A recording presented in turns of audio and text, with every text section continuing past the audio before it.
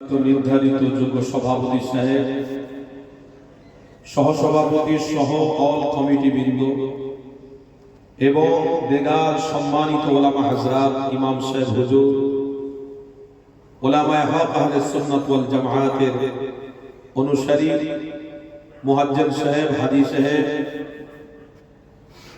এই সোনাডাঙ্গা গ্রামের জ্ঞানী গুণী বুদ্ধিজীবী শিক্ষিত মানুষ যারা আজকের গ্রামে বাস করছেন, প্রত্যেককে আহ্বান করা হচ্ছে যে আপনারা প্রত্যেকে হক পথ অবলম্বন করার জন্য আজকের এই ঐতিহ্যবাহী মাহফিলকে সাফল্যমণ্ডিত করুন। কেন এটি আমাদের জন্য একটা নাজাতের ওসিলা। পৃথিবীতে আমরা নানান রকমের কাজ করে থাকি, সমস্ত কাজের থেকে ওই কাজটা গুরুত্ব বেশি হয় যে কাজ আল্লাহ আমার হাবিবকে দিয়ে পৃথিবীতে পাঠিয়েছিলেন। আজকের এই সোনাডাঙ্গা গ্রামে সমস্ত কমিটি ভাই আমার গ্রামবাসী মিলে এত সুন্দর মাহফিলে আয়োজন করেছে, দেখে খুব আনন্দ লাগছে। কেন এটা একদম রাস্তার নিকটবর্তীতে, বেশিটা দূরত্ব নয়, একটা শিক্ষিত জায়গা, সেন্সিটিভ জায়গাতে আপনারা যে ইমানি মাহফিল করেছেন এর গুরুত্বটা অবশ্যই আপনারা বোঝেন বলেই আজকের মাহফিল করেছেন। আল্লাহ আমার রাসূলকে পৃথিবীতে পাঠিয়ে এটাই ঘোষণা দিতে বলেছিলেন, হ্যাঁ আমার হাবিব, আপনি প্রত্যেকটা আমার বান্দা বান্দীদেরকে ঘোষণা দেন যারা পৃথিবীতে থাকবে তারা আমার মন খাবে, আমার গুণগানটা যেন গায়। কেন আমার মন খাবে আর শয়তানের গুণগান গাইবে, এটা আমি আল্লাহ মেনে নেব না। পৃথিবীতে কোনো শক্তি নেই যে আমাদেরকে খাওয়াচ্ছে, পৃথিবীতে কোনো শক্তি নেই যে আমাদেরকে সুস্থ রেখেছে। সব কিছু একমাত্র মালিক আল্লাহ আমাদেরকে হেফাজত করছে, এতে কোনো সন্দেহ নেই। কি গো বাপ ভাইরা, কি বলছেন? সন্দেহ আছে? যদি কেউ সন্দেহ করে সে ইমানদারি নয়, সে মুশরিক। একদম ডাইরেক্ট বলছে, সে মুশরিক।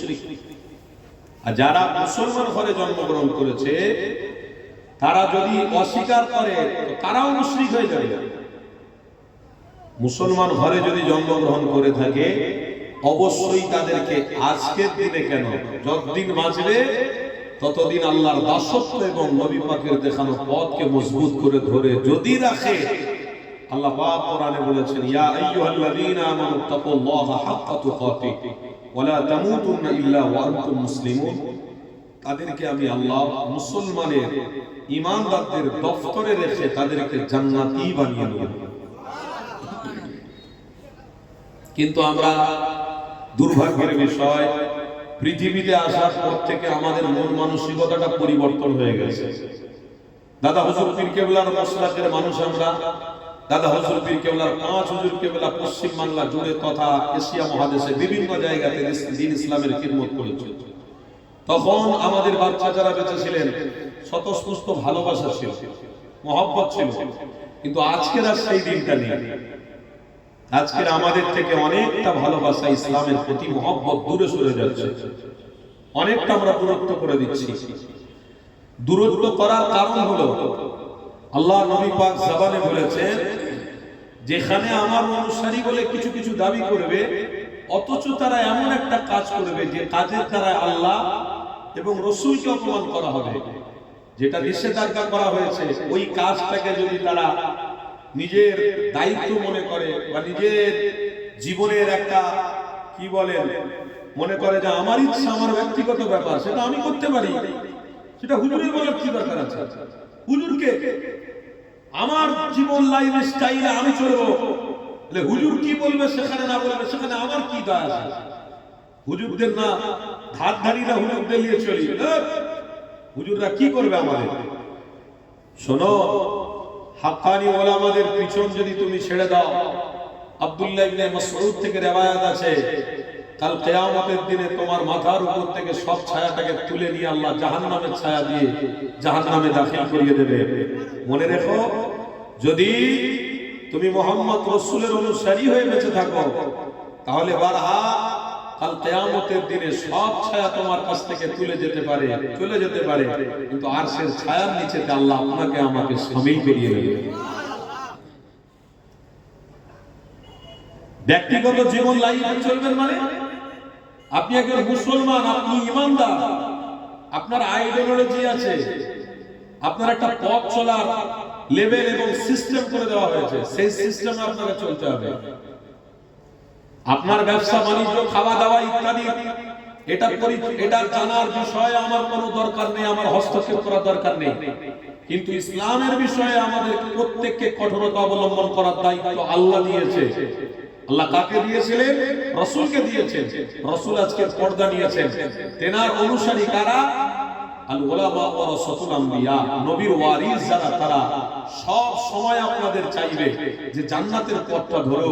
কেন? নবী চেয়েছিলেন প্রত্যেকে জান্নাতি হোক, তাই প্রত্যেক উম্মত যাতে জান্নাতি হয়ে যায় তার জন্য আমার নবী 63 বছরে 23টা বছর ধরে খুব কষ্ট করেছেন, খুব মেহনত করেছেন।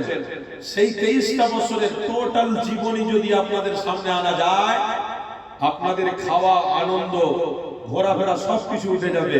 কিন্তু যারা ইবলিস শয়তানের ছেলা হয়ে গেছে, দাজ্জালের অনুসারী হয়ে গেছে, তারা আমার নবীর ওই জীবনী স্টাইল শুনেও কোনোদিন তারা হক পথটা ধরে রাখতে পারবে না। কেন?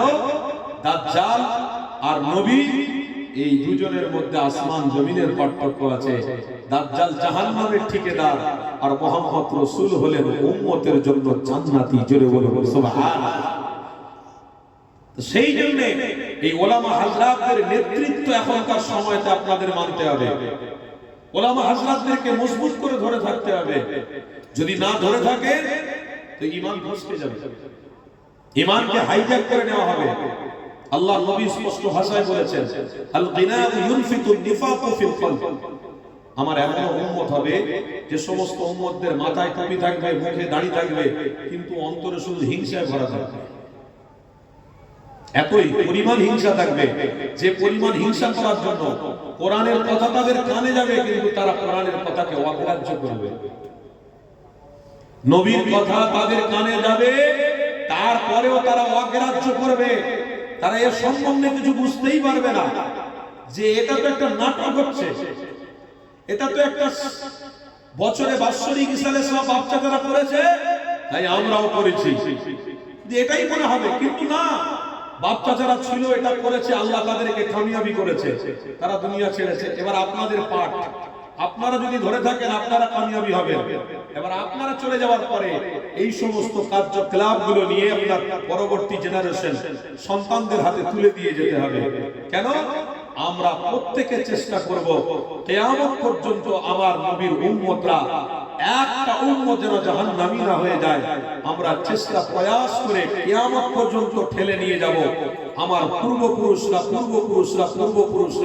আমার পরের জেনারেশন তারা আল্লাহর জান্নাতি হয়ে যায়। জোরে বলুন সুবহানাল্লাহ। তার জন্য আমাদের এইগুলো আয়োজন। কিন্তু নবী পাক বলেছেন, যে মানুষটা সব সময় অন্যায়ের দিকে থাকবে, হিংসার দিকে থাকবে, বিদ্বেষের দিকে থাকবে, তার অন্তরটা সব সময় গুমরাহর দিকে থাকবে, কুশ্রী হবে, কালো হবে। আল্লাহর নবী বলেছেন, আমার এমন উম্মত হবে যাদের কানে আমার কথা যাবে। আমি সবথেকে বড়, আমাকে আল্লাহ পাক জান্নাতি করে পাঠিয়েছেন, আমার কথা তাদের কানে যাবে, কিন্তু তারা কোনো গুরুত্বই দেবে না। কে? মুস্তাফা জানে রহমতের কথায় কোনো গুরুত্ব থাকবে না। আজকে তাই হচ্ছে না ভাই? আজকের আমার যুবক ভাইরা বসেছেন, আরো আপনাদের মতো যুবক ভাইরা আছে এই মাহফিল কেন্দ্রিক। তারা আজকের দিনে কত আনন্দ, কত ইয়ারকি, কত ফাজলামি, কত কথাবার্তা, কত কি না আজকে হচ্ছে, কিন্তু তারা মনে যেন না রাখে, তারা যেন মনে রাখে, তারা ভুলে না যায়। আমার আল্লাহ আমার হাবিবকে বলেছিলেন, হাবিব আফাহাসিবতুম আন্নামা খালাকনাকুম আবাতান ওয়া আন্নাকুম ইলাইনা লা তুরজাউন। আপনি তাদেরকে জানিয়ে দেন তারা পৃথিবীতে সাময়িকভাবে থাকবে, কিছুক্ষণের জন্য থাকবে। এই কিছুদিনের পরে আমি আল্লাহ আমার ডাকে তারা চলে আসবে, আবার কিন্তু প্রত্যেককে আমার সামনে দাঁড়াতে হবে। কার সামনে দাঁড়াতে হবে? কি গো বলুন না, আল্লাহর সামনে দাঁড়াতে হবে না? এত সহজ নয়। আল্লাহ নবী পাক জবানে বলেছেন যে কাল কিয়ামতের দিনে আল্লাহর সামনে দাঁড়াতে হবে, আর আল্লাহর সামনে দাঁড়াতে গেলে আমার আল্লাহ তাদের হাত, পা, জবান, চোখ সকলের হিসাব নেবে, যৌবনের হিসাব নেবে, অর্থের হিসাব নেবে, এক একটা করে আমার আল্লাহ হিসাব নেবে। বলছে আমার বান্দা এক একটা করে হিসাব দিতে দিতে দিতে দিতে 500 বছর পিছিয়ে যাবে, তারপরেও হয়তো জাহান্নামী হতে পারে। কিন্তু নবী আপনি শুনিয়ে দেন, যারা আপনার প্রকৃত অনুসারী হবে প্রত্যেকটা কাজ ভালোবাসার সাথে করবে, ও আহসিনু ইন্নাল্লাহা ইউহিব্বুল মুহসিনিন, আমি আল্লাহ তাদেরকে বিনা হিসাবেও জান্নাতি বানিয়ে দিতে পারি। সেই নবী, যে নবীর কথাটা আমাদের কান পর্যন্ত যাবে কিন্তু আমাদের আসর হবে না। আসতে ভালো লাগবে। আরে কোন নবীর আলোচনা, যে নবী বিষয় আল্লাহ জানিয়েছে এই দুনিয়ার মানুষ শুনে গেলে আমি আমার হাবিবকে দুনিয়া জমিনে তোমাদের জন্য জান্নাত করে পাঠিয়েছি, আমার হাবিবকে তোমাদের জন্য নাজাত করে পাঠিয়েছি, আমার হাবিবকে তোমাদের জন্য মাগফিরাত করে পাঠিয়েছি, আমার হাবিবকে তোমাদের জন্য আমি আল্লাহ নাজাতের কান্ডারি করে পাঠিয়েছি।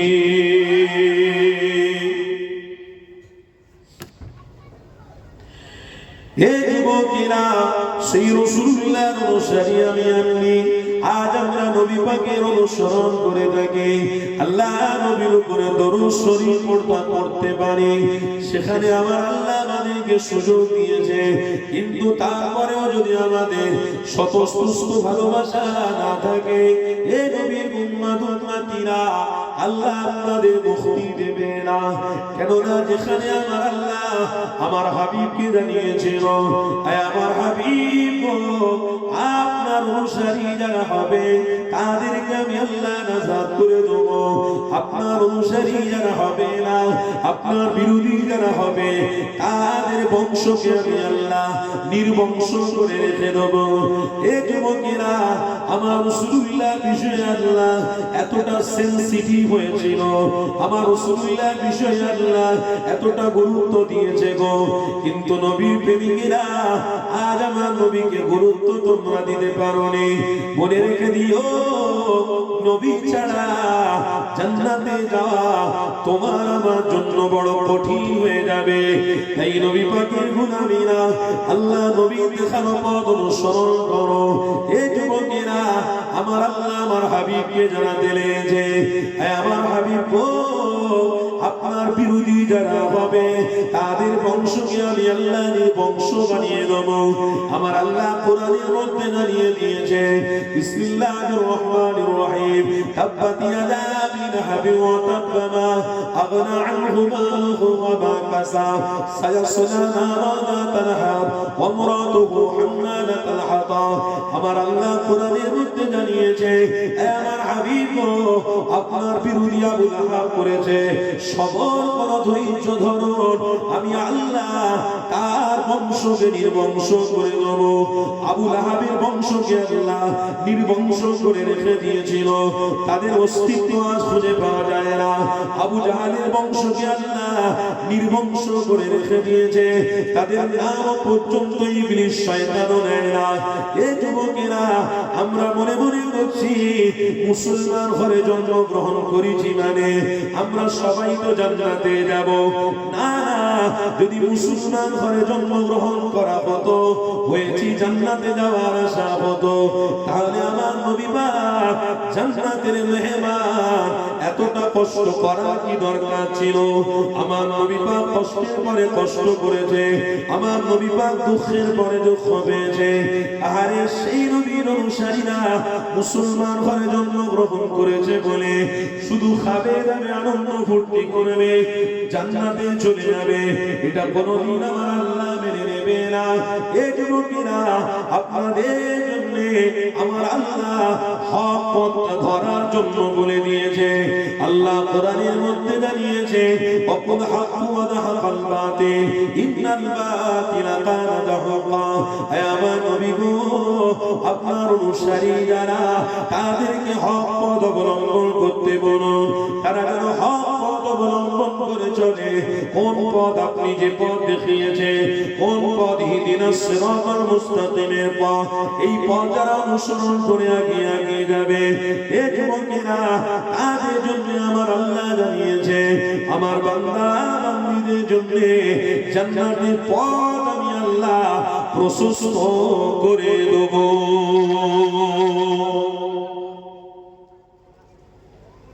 আজকে যে সোনাডাঙ্গা গ্রামে মাহফিল হচ্ছে, এটা জান্নাতে যাওয়ার মাহফিল না জাহান্নামে যাওয়ার মাহফিল? কথা বলুন না গো। জাহান্নামে? জান্নাতে যাওয়ার ইচ্ছা আছে না? সবার আছে। সবার যদি থাকে, আজকের এই মাহফিলটাকে আমরা মিসইউজ করছি কেন? মিস করছি কেন?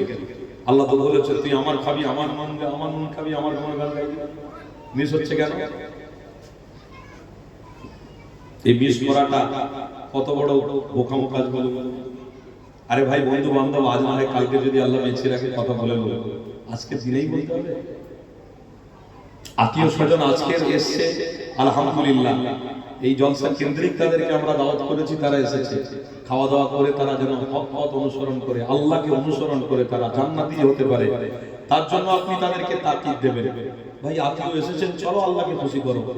মেহমান এসেছে, চলো আল্লাহকে খুশি করো। কেন এই কাজ আমরা মিস করতে পারবো না? আমাদের এক একটা জীবনের এক একটা মিনিট, এক একটা সেকেন্ড কমে যাচ্ছে। অতএব আমরা ভালো কাজ মিস করতে পারবো না। ভালো কাজে যারা শরীক হবে, সেই কাজের ওসিলা দিয়ে আল্লাহ তাদেরকে জান্নাতি বানাতে থাকবে। কেন মিস করব? আত্মীয়র বাড়িতে গিয়ে আমি কালকে গোশত খেয়ে চলে আসলাম। আত্মীয়রা আজকে এসেছে, আল্লাহকে খুশি করার জন্য এসেছে। চলো খাওয়া দাওয়া করো, আল্লাহকে খুশি করি। বন্ধু বান্ধব এসেছে, অনেকদিন পরে দেখা, আনন্দ হচ্ছে, কথা হচ্ছে, গল্প হচ্ছে। বন্ধু, না তুই আমার আসল বন্ধু নয় তো, তুই তো নকল বন্ধু। বলে কিরম হলো ভাই? কিরম হলো দোস্ত? নকল বন্ধু মানে তোকে খাওয়াচ্ছি, তোর খেয়াল রেখেছি, তোকে ফোন করি, যেখানে বিপদে পড়িস তোর সহযোগিতা করি, তুই এরকম আমাকে বলতে পারলি না? আসল বন্ধু সেই হবে যে আল্লাহর রাসূলের মহব্বতে একবার দরুদ শরীফ পড়বে, সেই আসল বন্ধু হবে। কেন? মুহাম্মদ রাসূলের উপরে দরুদ পড়লে কবরে বন্ধু তুমিও একা থাকবে, আমিও একা থাকবো। ওই কবরে মুস্তাফা জানে রহমতকে আল্লাহ হাজির করিয়ে কবর থেকে জান্নাতের বিছানার ব্যবস্থা করে দেওয়া হবে। চলো বন্ধু, চলো কাজ, আসল কাজ করি, নকলের পিছনে ছুটে কি হবে? আজকে তামাম এই পুরো পশ্চিম বাংলার মাটিতে যে কাজটা আমাদের ছিল, সেই কাজের ভার, সেই কাজের ভার, সেই কাজের দায়িত্ব থেকে আমরা অনেকটা দূরে চলে আসছি। কাজটা কি? পেট বাঁচানোর কাজ না জান্নাতে যাওয়ার কাজ? পেট তো এমনি বেঁচে যাবে, আল্লাহ যদি আমাদেরকে বাঁচিয়ে রাখে। কেন? একটা কানা, একটা খোঁড়া, একটা বোবার পেট যদি চলতে পারে, একটা মশা, একটা মাছি, তাদের পেট যদি চলতে পারে, তাহলে আমার পেট কেন চলবে না? আমাদেরকে তো আল্লাহ সুস্থ এবং সবল বানিয়েছে। বলুন না সুবহানাল্লাহ। পেটের চিন্তা করছো কেন? জান্নাতের চিন্তাটা করো। পেট বাঁচানো আসল না জান্নাতে যাওয়া আসল? আল্লাহ আমার হাবিবকে বলেছে, বলে দেন আপনি, আফা হাসিবিতুম আন্নামা, আমি আল্লাহ তাদেরকে ওয়াহিদ সৃষ্টি করি, আমি তাদেরকে চতুষ্পদ জানোয়ারের থেকে আলাদা করেছি। চতুষ্পদ জানোয়ার যখন রাস্তা দিয়ে হেঁটে হেঁটে যায়, কারোর খড় পড়ে থাকলে, কারোর গাছের পাতা থাকলে, গাছ থাকলে মুখ দিতে দিতে দিতে দিতে খেতে খেতে খেতে খেতে চলে যায়। কিন্তু একটা মানুষ আর পশু দুটো কোনোদিন এক হতে পারে না। তাই মানুষের সম্পর্কে আমার আল্লাহ বলেছেন, আমি আমার হাবিবের অনুসারীদেরকে আশরাফুল মাখলুকাত বানিয়েছি। বলুন না সুবহানাল্লাহ। সেরা মানুষ বানিয়েছি, সৃষ্টির সেরা বানিয়েছি। কেন? সেটা আপনার ছোঁয়াতে, আপনার ওসিলাতে। আর তাদেরকে বলে দিন, আমি আল্লাহ খালাকাল ইনসান করেছি। ইনসান মানে তাদের মধ্যে দিমাগ থাকবে, ব্রেন আছে, বুদ্ধি আছে, তাদের খাওয়ার মতো শক্তি আছে। একটা পশু আর একটা মানুষের মধ্যে এটাই তাদের পার্থক্য। পশু হারাম চেনে না, হালাল চেনে না। একটা মানুষ কিন্তু হারাম চিনবে, হালাল চিনবে, জিনা করবে না, ব্যভিচারী করবে না, মানুষে মানুষে মারামারি করবে না, বিবাদ করবে না, ঝগড়াঝাটি করে দূরত্ব বজায় রাখবে না। মানুষ এমন মানুষ যে মানুষের জ্ঞান থাকা অবস্থাতে সেই জ্ঞান নিয়ে তারা এক মানুষ আরেক মানুষের প্রতি সহানুভূতি দেখাবে, ভ্রাতৃত্ব বজায় রাখবে, ভালোবাসা বিস্তার করবে। এক মানুষ আরেক মানুষকে, সে হিন্দু হোক, সে খ্রিস্টান হোক, সে ইহুদি হোক, তাদের সঙ্গে হুসনে সুলুক, ভালো ব্যবহার করবে। একটা নারী যখন রাস্তা দিয়ে যাবে, একটা জ্ঞানী মানুষ, ইমানদার মানুষ সেই নারীটাকে মনে করবে এটা আমার বোন যাচ্ছে, এটা আমার মা যাচ্ছে। যখন এই রকম মনোভাব তাদের মধ্যে থাকবে, হে আমার হাবিব, অবশ্যই আমি আল্লাহ তাদেরকে আপনার অনুসারী বানিয়ে শামিল করিয়ে জান্নাতি দাখিল করাতে পারবো। আজকে তো আমরা পশুদের থেকে বালুহুম আদল, পশুদের থেকে আস্তে আস্তে করে হিংস্রের মতন হয়ে যাওয়ার পরিকল্পনা চলছে। কেন মানুষ একটা এইরকম কোনোদিন হতে পারে না। এই কিছুদিন আগে একটা ফাইল বেরিয়েছে, কি ফাইল? Steam file. শুনেছেন কি শোনেন? স্টিম ফাইল বলে কিছু জানেন আপনারা? যুবক ভাইরা জানেন, মোবাইলে গুগলে কোন সার্চ করুন, বেরিয়ে যাবে স্টিম ফাইল বলে যে ফাইলটা বেরিয়েছে। সেখানে কি হতো জানেন? দ্বীপপুঞ্জ জায়গায় সেই আমেরিকাতে ছোট্ট ছোট্ট নারীদেরকে নিয়ে এসে প্রভাবশালী মানুষরা তাদের সঙ্গে সহবাস করত, তাদের সঙ্গে জিনা করত। শুধু জিনা করতো না, তাদের গোশতটাকে টুকরো টুকরো করে খেয়ে কাবাব করে তারা খেত। বলুন না নাউযুবিল্লাহ। তাহলে বলুন, একটা পশু আর একটা মানুষ কোথায় যাচ্ছে বলুন তো? আর আজকের হুজুররা হক কথা বললে, আহ্বান করলে, কই ভাই একটু মাহফিলে বসো, বলে হুজুর আপনার বলতে হবে না, আমি ঘরে বসে বসে শুনছি। আপনাকে বেশি জ্ঞান দিতে হবে না, বাড়িতে বসে বসে সুবহানাল্লাহ পড়লেও হয়ে যাবে। ও ফতোয়া তো ভালোই শিখে গেছেন, কেন মোবাইলে এখন বেশি ফতোয়া চলছে। কি গো, তাই তো না? কি গো, ফতোয়া তো ভালোই শিখে গেছে সবাই। কেন বাড়িতে বসে রাস্তায় গিয়ে সুবহানাল্লাহ পড়তে পড়তে এলে হবে না? আর হুজুরদের মাহফিলে লোক কমে গেছে তো, ওই জন্য হুজুররা যা ইচ্ছা তাই বলছে। ভাই, ব্যক্তিগত আঘাত দিতে আপনাদের কাছে আসেনি।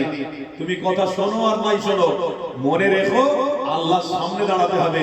হুজুর হক কথা বলে তোমাদেরকে সাবধান করার চেষ্টা করছে, যাতে কাল কিয়ামতের দিনে হুজুররাও আল্লাহর নবীর নেতৃত্বে জান্নাতের কাতারে দাঁড়াবে।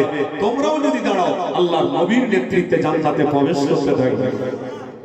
এখন যদি মনে হয় যে হুজুরদের গালি দেবো, দিয়ে দেবো, উড়ে গালি দেবো, কিন্তু মনে রেখো এই যে ফাইলটা বেরিয়েছে, স্টিম টাইম ফাইলটা, যে ফাইলটায় দেখা যাচ্ছে আমাদের প্রভাবশালী জানে, মানে আমেরিকা এত বড় একটা প্রভাবশালী দেশ, সেই দেশের একটা মস্ত বড় সমস্ত মানুষের ধারাবাহিত্ব যিনি নিয়েছেন ডোনাল্ড ট্রাম্প। এই ডোনাল্ড ট্রাম্পের মতো ব্যক্তিত্ব, সেই প্রভাবশালী ব্যক্তিত্ব কিন্তু সেই জিনার শেখা। স্ট্রেন বলে যে ফাইলটা আছে, ওতে প্রভাবশালী নামটাও এসছে, আর আমার ভারতের প্রভাবশালী নামটাও এসছে। ইনিও সেখানে যেতেন, চুপি চুপি জিনা হতো, ব্যভিচারী হতো। আমি ওদিকে যাচ্ছি না, আমি আপনাদেরকে জাস্ট এটাই বলতে চাচ্ছি যে আজ দেখুন মানুষ কেমন অমানুষের দিকে যাচ্ছে। এই মানুষকে হকের পথ ধরানোর জন্য, মানুষকে সভ্য সমাজের দিকে নিয়ে যাওয়ার জন্য আপনার আমার ইমাম মুস্তাফা জানে রহমত দাঁতকে শহীদ করে জান্নাতের পথ দেখিয়ে দিয়ে চলে গেছে। আর যদি ওই পথ এখন আপনারা না ধরেন, তাহলে প্রকাশ্যে আপনার মাকে কেউ টানাটানি করবে, আপনার বোনকে কেউ টানাটানি করবে, তখন আপনার মুখে কুলুপ লেগে বসে থাকতে হবে। কি করছো? ওটা কি হলো? বেশি কথা বলছো। এটাকে বলা হয় অসভ্য সমাজ। এটাকে বলা হয় অসভ্য সমাজ। এই অসভ্য সমাজ, সে বড় বড় প্রভাবশালী হোক আর গরিব হোক আর মধ্যবিত্ত হোক, সবাই কিন্তু এটাই চায়। অসভ্য সমাজের টার্গেট কারা? অসভ্য সমাজের টার্গেট, মূল উদ্দেশ্যই কারা আছে? যারা ইহুদি খ্রিস্টান। তারা, তাদের কাছে ক্ষমতা আছে, শিক্ষা আছে, তাদের কাছে জ্ঞান আছে, সবকিছু আছে, অর্থ আছে, কিন্তু তাদের কাছে সভ্যতা নেই। আমেরিকার বুকে এই এখনো পর্যন্ত নারীরা এত সুন্দর দেখতে, রাস্তায় হেঁটে হেঁটে যায়, এক বিঘে কাপড় পরে যায়, তাদের দেহতে একটা ভালো কাপড় জোটে না। যে কাপড়টা পরা আল্লাহর নবী বলেছেন শরিয়তে হারাম, আল হায়া ওয়া সুহবাতুল ঈমান। তোমাদের ঈমান যদি থাকে তোমরা কোনোদিন তোমাদের নারীদেরকে হায়া এবং লজ্জার স্থানটাকে না ঢেকে কোনোদিন বাইরে বের করতে পারবে না। কেন? আল্লাহ নবী জানিয়ে গেছেন সভ্য সমাজ যারা বিশ্বাসী, মুহাম্মদ রাসূল যারা বিশ্বাসী, তাদের দেহতে ওই রকম কাপড় থাকবে যে কাপড় দ্বারা ফরজ আদায় হবে, আমার আল্লাহ তাদেরকে কবুল করতে থাকবে। আজকে সেই পরিস্থিতির জায়গাতে আমরা দাঁড়িয়ে মাহফিল করছি, সেই পরিস্থিতির জায়গায় দাঁড়িয়ে আমাদেরকে মাহফিল করতে হচ্ছে। তবুও তো 10, 20টা 20টা যা হোক আপনারা এসেছে, আর কিছুদিন অপেক্ষা করুন, এসব থাকবে না, কিছুই থাকবে না, সব কিছুকে আল্লাহ পরিবর্তন করে দেবে। কেন করবে? আল্লাহ নবীর ওই ভবিষ্যৎবাণীটা আজ মিলে যাচ্ছে। আল্লাহ নবী নূরজাহানের সুলতানি গুলামিরা, এ নবী পাকের দিওয়ানারা, শোনো আমার রাসূলুল্লাহ ভবিষ্যৎবাণীটা শোনো। আমার নবী পাক জানাতে লেগেছে, এ আমার সাহাবারা শুনে রেখে দিও, ইন্না মিন আশরাতিস সাআ আইয়ারফাউল ইলমু ওয়া ইয়াথবুতাল জাহলু ওয়া ইশরাবাল খামরু ওয়া ইয়াযহারাজ জিনা। আমি নবী পাক জানিয়ে দিলাম, এমন একটা সময় আসবে যে সময়তে আমার উম্মতীরা প্রকাশ্য জিনায় দাঁড়িয়ে যাবে, প্রকাশ্যে হাতাহাতি অত্যাচার করতে শুরু করবে, যেখানে নারীদের সাথে জিনা করবে, প্রকাশ্যে অন্যায় করবে, প্রকাশ্যে হারাম খেতে লাগবে।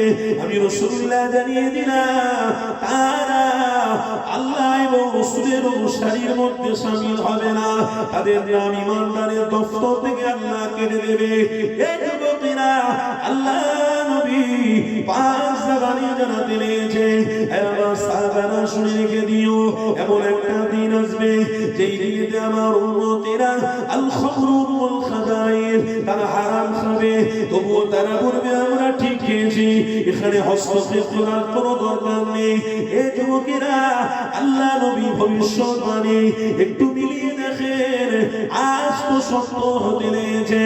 আল্লাহ নবী জানিয়েছে, আমার সাহাবারা শুনে রেখে দিও, সেই দিনটা হয়তো করিব আছে, যে দিনেতে মানুষ মানুষকে হত্যা করবে, যেই দিনেতে নারীদের সাথে বেয়াদবি করা হবে, ছোট ছোট নারীদেরকে হত্যা করে দিয়ে তাদের বস্তুগুলোকে কাবাব বানিয়ে খাওয়া হবে।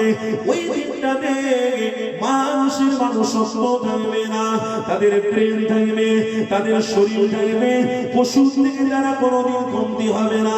পশু যে অত্যাচার অন্যায় করে, তার মুখটাকে ছেড়ে দিলে, রাস্তায় ছেড়ে দিলে যে অন্যায় অত্যাচার পশু করে, ওই রকম অন্যায়, ওই রকম অত্যাচার আমার উম্মতীদের মধ্য থেকে উম্মতি করতে থাকবে। আল্লাহ নবী তাই বলে দিলেন, কেন তারা ওই রকম রাস্তায় যাবে, কেন তারা ওই রকম করতে থাকবে, কেন তাদের শিক্ষা থাকবে, তাদের বিবেক থাকবে, কিন্তু রাসূলুল্লাহ জানাতে লেগেছে তাদের কাছ থেকে এলেম ওই নিয়ামতটা আল্লাহ তুলে নেবে। এলেমটা কি শুনে রেখে দিও, এলেমটা হলো আল্লাহ এবং রাসূলুল্লাহকে চেনা। যেমন সোনাডাঙ্গা গ্রামে এই মাহফিল হচ্ছে, এখানে এলেমের আলোচনা হচ্ছে। এলেমটা কি? এলেম হলো আল্লাহ, এলেম হলো মুহাম্মদ রাসূলুল্লাহ। এই এলেমকে আপনি চিনতে পেরেছেন, তাই সোনাডাঙ্গা গ্রামের মানুষেরা, বুদ্ধিজীবীরা, শিক্ষিত সমাজেরা আস্তে আস্তে করে এলেমের মাহফিলে বসে পড়েছে। এলেমটা যারা আল্লাহ এবং তার রাসূলকে চিনে ফেলবে, এলেমকে চেনার সাথে সাথে আল্লাহ তাদের মাথার উপরে রহমতের ছায়া নসিব করে দেবে। যারা এলেমকে চিনবে, এলেমের আলোচনায় শরীক হবে, তাদেরকে আমার আল্লাহ নাজাতের জন্য কবুল করে নেবে। এই যুবকেরা, আল্লাহ নবী পাক জবানে জানিয়ে দিলেন, আমার উম্মতীদের মধ্য থেকে আমার আল্লাহ এলেমটাকে আস্তে আস্তে করে তুলে নেবে। এই যুবকেরা, আজকের সমাজে আমাদের মধ্যে শিক্ষা রয়েছে, আমাদের মধ্যে অর্থ রয়েছে, আমাদের মধ্যে অনেক কিছু আল্লাহ দিয়েছে, কিন্তু একটা জিনিস থেকে অনেকটা আমরা দুর্বল হতে লেগেছি। সেটা কি? সেটা হলো এলেম। এলেমটাকে যদি না চিনতে পারি আমরা কামিয়াবি হব না। আজ আমরা যদি এলেমকে চিনি তাহলে মসজিদে ইমামতির পিছনে মুক্তাদিরা নামাজ পড়তে থাকবে, মুসল্লিরা নামাজের মধ্যে যাবে, কেন তার ভিতরে এলেম রয়েছে। যখন কবরস্থানের পাশ দিয়ে কোনো মাইয়াতের পাশ দিয়ে উমমি মুত্তাকি হেঁটে হেঁটে চলে যাবে, সেখানে কবরবাসীদেরকে সালাম তারা দিতে থাকবে, আসসালামু আলাইকুম ইয়া আহলাল কুবুর। এটাকে বলা হয় এলেম। এই এলেম আপনার আমার মধ্যে রাখার জন্য আল্লাহ নবী আমার কষ্ট করেছিল, আল্লাহ নবী আমার মেহনত করেছিল। এই নবী দিনারা এই এলেমটা যাতে ভুলে না যান, তার জন্য আমাদেরকে ইসলামের উপরে থাকতে হবে, কঠোরতা অবলম্বন করতে হবে। যদি আমার আপনার মধ্যে কঠোরতা না থাকে আল্লাহ আমাদের এলেমগুলোকে তুলে নেবে। এই যুবকেরা তাই আমেরিকা বুকেতে আজ তাদের শিক্ষা ক্ষমতা আছে, কিন্তু তাদের মধ্যে এলেম নেই। ওই শিক্ষা দিয়ে তারা কাজ করতে পারবে না, অসভ্য সমাজে আরো ডুবে যাবে, তারা অসভ্য সমাজের ভাগীদার হয়ে যাবে এবং সবাইকে অসভ্য বানাতে থাকবে। এই যুবকেরা আল্লাহ নবী দিলাগারা আমরা কোনদিন অসভ্য সমাজ বিশ্বাসী নয়, আমরা নবীর গোলাম।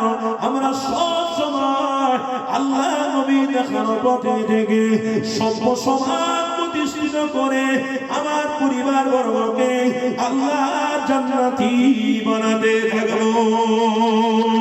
আরো জোরে বলুন এই যুবকেরা তরুণীরা আপনারা এই নবীর গোলামদেরকে বুঝে ফেলতে হবে কোনটা সঠিক কোনটা বেঠিক। আজ আমাদের মধ্যে জ্ঞান শুধু রাখলে হবে না, জ্ঞানের সাথে সাথে মুমিন মুত্তাকিদের যাচাই করতে হবে কোন কাজটা ভালো কোন কাজটা খারাপ। এই যুবকেরা আল্লাহ নবী দিল দুনিয়ার বাদশা হাবিবুল্লাহর একটা হাদিস আমার মনে পড়ে গেল। বুখারীর হাদিসের মধ্যে লেখা রয়েছে আল্লাহ নবী আমার মক্কা জমিন থেকে মদিনা শরীফের জমিনের দিকে যেতে লাগলো। আমার নবী পাক যেতে যেতে হঠাৎ করে আমার রাসূলুল্লাহ বড় ক্লান্ত হয়ে গেছে। কিতাবের মধ্যে রয়েছে আল্লাহ নবী দিল দুনিয়ার বাদশা একটা খেজুরের গাছ দেখতে পেয়েছে। ওই খেজুরের গাছের নিচেতে আল্লাহ নবী একটুখানি আরাম দেখতে লেগেছে, ছায়া মতো দেখতে পেয়েছে। আমার নবী পাকের শরীরটা বড় ক্লান্ত হয়েছিল। ওই খেজুর গাছের নিচেতে আল্লাহ নবী আমার বসে পড়লেন। আল্লাহ নবীর হাতে ছোট্ট একটা জুলফিকার ছিল, ওই জুলফিকার নিয়ে আল্লাহ নবী আমার পাশে রেখে দিল। নবী আমার ক্লান্ত শরীর নিয়ে ওই খেজুর গাছের নিচেতে বসে থাকতে থাকতে হঠাৎ করে আমার নবী পাক আস্তে করে ঘুমিয়ে পড়তে লাগলেন। এই যুবকেরা কিতাবের মধ্যে রয়েছে গো আমার রাসূলুল্লাহকে আল্লাহ পাক জান্নাতি মেহমান বানিয়েছে। এই যুবকেরা সেই রাসূলুল্লাহ ওই মরুভূমি উত্তপ্ত গরম বাড়িতে আল্লাহ নবী আমার ঘুমিয়ে পড়েছে। আরে যে নবীর ইশারাতে চন্দ্রকে আল্লাহ দ্বিখণ্ডিত করে দেখিয়েছিল, যে নবীর ইশারাতে খেজুরের গাছে খেজুর ধরেছিল, ওই খেজুরের গাছটা এমন করে ইশারাতে খেজুরের গাছে খেজুর গুলো আল্লাহ নবীর সামনে এসে হাজির হয়েছিল। এই যুবকেরা কোন নবীর আলোচনা শুনছিল, কোন নবীর মহব্বত আমার আপনার মধ্যে রাখতে হবে গো। যে নবীর বিষয়তে হযরত আবু বকর জানাতে লেগেছে, এ আমার উমর এ উসমান, আমি আবু বকর আমি নিজের চোখে দেখেছি আল্লাহ নবী যখন রাস্তা দিয়ে হেঁটে হেঁটে যাচ্ছিল, আমি আবু বকর দেখতে পেয়েছি রাস্তার ধারে ছোট ছোট পাথরগুলো আমার হাবিবুল্লাহকে দেখে সালাম দিতে লাগতো। আরো জোরে বলো এ যুবকেরা হযরত ওমর ফারুক জানাতে দিয়েছে, এ ভাই আবু বকর আমি আমার হাবিবের পিছনে পিছনে যখন যেতাম আমি নিজের চোখে দেখেছি আল্লাহ নবী যখন রাস্তা দিয়ে হেঁটে হেঁটে যেত ওই রাস্তার ধারে একটা খেজুরের গাছ ছিল, আমি নিজের চোখে দেখলাম ওই খেজুরের গাছের জবান খুলে দিল, ওই খেজুরের গাছটা আল্লাহ নবীর সালাম দিতে লেগেছে। আমি ওমর দেখে অবাক হয়ে গেলাম, আরে কোন নবীর ঈমান কোন নবীর মুহাব্বত আপনার আমার মধ্যে রয়েছে গো, যে নবীকে দেখে একটা খেজুরের গাছ সালাম দিতে লাগে। যুবকেরা আরো এগিয়ে যাই চলো। আল্লাহ নবী সাহাবী হযরত জাবির থেকে রওয়ায়াত আছে, এটাও মুসলিম শরীফের হাদিসের মধ্যে রয়েছে। আল্লাহ নবীর সাথী হয়ে হযরত জাবির হুজুর আমার রাস্তা দিয়ে পথ চলতে শুরু করলো। আমার নবী পাক বড় ক্লান্ত শরীর নিয়ে হযরত জাবিরকে জানাতে লেগেছে, এ বাবা জাবির, আমি রাসূলুল্লাহ একটুখানি আরাম করতে চাই। আল্লাহ নবী সাহাবী জাবির জানাতে লেগেছে, ইয়া রাসূলুল্লাহ হাবিবাল্লাহ, এখানে আরামের উপযুক্ত জায়গা নেই, কোথায় আপনি আরাম করবেন? মরুভূমি উত্তপ্ত গরম রয়েছে। আল্লাহ নবী বললেন, বাবা জাবির, আমি এইখানেই আরাম করব। আল্লাহ নবী সাহাবী জাবির জানাতে লেগেছে, ইয়া রাসূলুল্লাহ, ইয়া হাবিবাল্লাহ, এই উত্তপ্ত গরম বাড়িতে কেমন করে আপনি ঘুমাবেন? আল্লাহ নবী জানাতে লাগলেন, এ বাবা জাবির, আমি রাসূলুল্লাহ, আমার কোনো চিন্তা বা অবশ্যই কোনো ব্যাপার নেই। এ বাবা জাবির, আমার উম্মতিরা, আমার অনুসারী যারা হবে, আমাকে দেখে যারা এগিয়ে যাবে, তারা ওই রকম উত্তপ্ত বালুতে প্রকাশ্যে দাঁড়িয়ে গিয়ে আল্লাহ কুদরতি কদমে সিজদা দেবে। আমি রাসূলুল্লাহ জানিয়ে দিলাম, তাদের জন্য মুহাম্মদ রাসূলুল্লাহর ওই শিক্ষাটা গ্রহণ করার জন্য আমি রাসূলুল্লাহ, সেই ব্যক্তি আমি রাসূল, জান্নাতে পাশাপাশি থাকবো। আর জোরে বলো, এ যুবকেরা, তরুণীরা, আব্বারা, আল্লাহ নবী দিল দুনিয়ার বাসনাবিবুল্লাহ হযরত জাবিরকে জানাতে লাগলেন। হযরত জাবির বলতে লেগেছে, ইয়া রাসূলুল্লাহ হাবিবাল্লাহ, কি নবী আমি পেয়েছি? ইয়া রাসূলুল্লাহ, যে নবী আমার শাহাদাত বলে ইশারা ওই উহুদ পাহাড়ের দিকে যদি করত, ওটা উহুদ পাহাড়টা সোনায় পরিণত আল্লাহ করে দিত। ওই নবীকে হযরত জাবির জানাতে লাগলো, ইয়া রাসূলুল্লাহ হাবিবাল্লাহ, আপনি এমনি ঘুমাবেন না, আমি আমার জামাটা খুলে দিচ্ছি, ওই জামার উপরে আপনি আরাম করুন। আমার নবী পাক একটু বিশ্রাম নিতে লেগেছে। এই যুবকেরা, কিতাবের মধ্যে রয়েছে গো, আমার নবী পাক ঘোর ক্লান্ত শরীর নিয়ে ঘুমিয়ে পড়েছে। হঠাৎ করে দেখা যায় 100 ফিট দূরেতে একটা খেজুরের গাছ ছিল। ওই খেজুরের গাছ মাটিটা ছিঁড়ে ছিঁড়ে আল্লাহ নবীর সামনে হাজির হয়েছে। আমার নবী পাকের সামনে থাকা অবস্থা আবার ওই খেজুরের গাছটা কিছুক্ষণ পরেতে আবারও তার জায়গা মতো গিয়ে দাঁড়িয়ে গেল। এই যুবকেরা, আল্লাহ নবী ঘুমটা পেয়ে গেল। হযরত জাবিরকে জানাতে লাগলেন, এ বাবা জাবির, চলো এবার শহরের দিকে বেরিয়ে যায়। হযরত জাবির জানাতে লাগলেন, ইয়া রাসূলুল্লাহ হাবিবাল্লাহ, শহরে অবশ্যই যাব, কিন্তু তার আগে যে ঘটনা ঘটে আছে একটু আপনাকে শুনিয়ে দিই। কি ঘটনা বলো বাবা জাবির? আল্লাহ নবী সাহাবী জানাতে লাগলেন, ইয়া রাসূলুল্লাহ হাবিবাল্লাহ, ঘটনাটা হলো এই, আপনি যখন বিশ্রাম আরাম করতে লেগেছে, হঠাৎ করে আমি দেখি ওই খেজুরের গাছ, ওই যে দেখুন গাছটা মাটিটা চিরে চিরে চিরে আপনার সামনে এসে হাজির হয়ে গিয়েছিল, আবারও তার জায়গাতে গিয়ে পৌঁছে গিয়েছে। এই দৃশ্যটা দেখে আমি জাবির বড় অবাক হয়ে গিয়েছিলাম। আল্লাহ নবী জানাতে লাগলেন, এ বাবা জাবির, শুনে রেখে নে, আমি রাসূলুল্লাহকে আল্লাহ তামাম মাখলুকাতের জন্য জান্নাত হিসেবে আল্লাহ পাঠিয়েছে। এ বাবা জাবির, মুহাম্মদ রাসূলুল্লাহকে তামাম মাখলুকাতের জন্য আল্লাহ পাঠিয়েছে। এই তুমি যেমন রাসূলুল্লাহকে মহব্বত করেছো, তুমি মুহাম্মদ রাসূলুল্লাহর পিছনে পিছনে ঘুরেছো, তেমনি ভাবে আজ যখন আমি এখানে এসেছি, ওই খেজুরের গাছটা এও আল্লাহ পাকের একটা মাখলুক। আমি রাসূলুল্লাহকে দেখতে পেয়ে ওর কলিজাটা ঠান্ডা হচ্ছিল না, দূর থেকে দেখছিল, আল্লাহর কাছে ফরিয়াদ করলো, ও রব্বি আল্লাহ, আমার হাবিবের কাছাকাছি যাব, আমার রাসূলুল্লাহর চেহারা মোবারকটা একটু দেখব। আল্লাহ পাক ওই খেজুরের গাছকে মাটিটা চিরে চিরে আল্লাহ নবীর সামনে যাওয়ার ব্যবস্থা করে দিয়েছিল। এই যুবকেরা ওই খেজুরের গাছটা গিয়ে আল্লাহ নবীর মাথার সামনে দাঁড়িয়ে আমার নবী পাককে সুন্দরভাবে দেখে নিয়ে আবার তার জায়গা মতো পৌঁছে গিয়েছিল। এই যুবকেরা আল্লাহ নবী জানাতে লাগলে, বাবা যাবে রে, ওই খেজুরের গাছ আমাকে এতটা মহব্বত করে ফেলেছে, আল্লাহ আমার সামনে তাকে দাঁড় করিয়ে দিয়েছিল।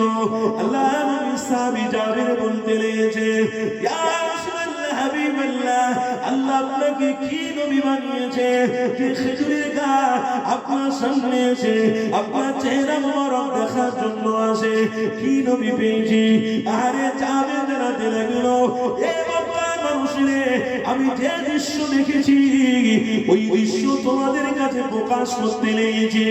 আরে যে নবীর বিষয়ে একটা খেজুরের গাছ আমার রাসূলুল্লাহকে দেখার জন্য আসলো, এ মক্কার মানুষেরা, তোমরা যদি আমার নবীর অনুসারী হয়ে যেতে পারো, আমি জাবের বলতে লেগেছি, বেশক আমার আল্লাহ জান্নাতি বানাতে থাকবে।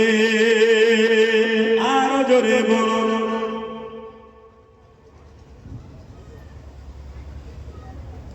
আমার বাপেরা, আমার ভাইয়েরা, সেই নবীর আলোচনা হচ্ছে, সেখানে আমাদের স্বতঃস্ফূর্ত ভালোবাসা নেই।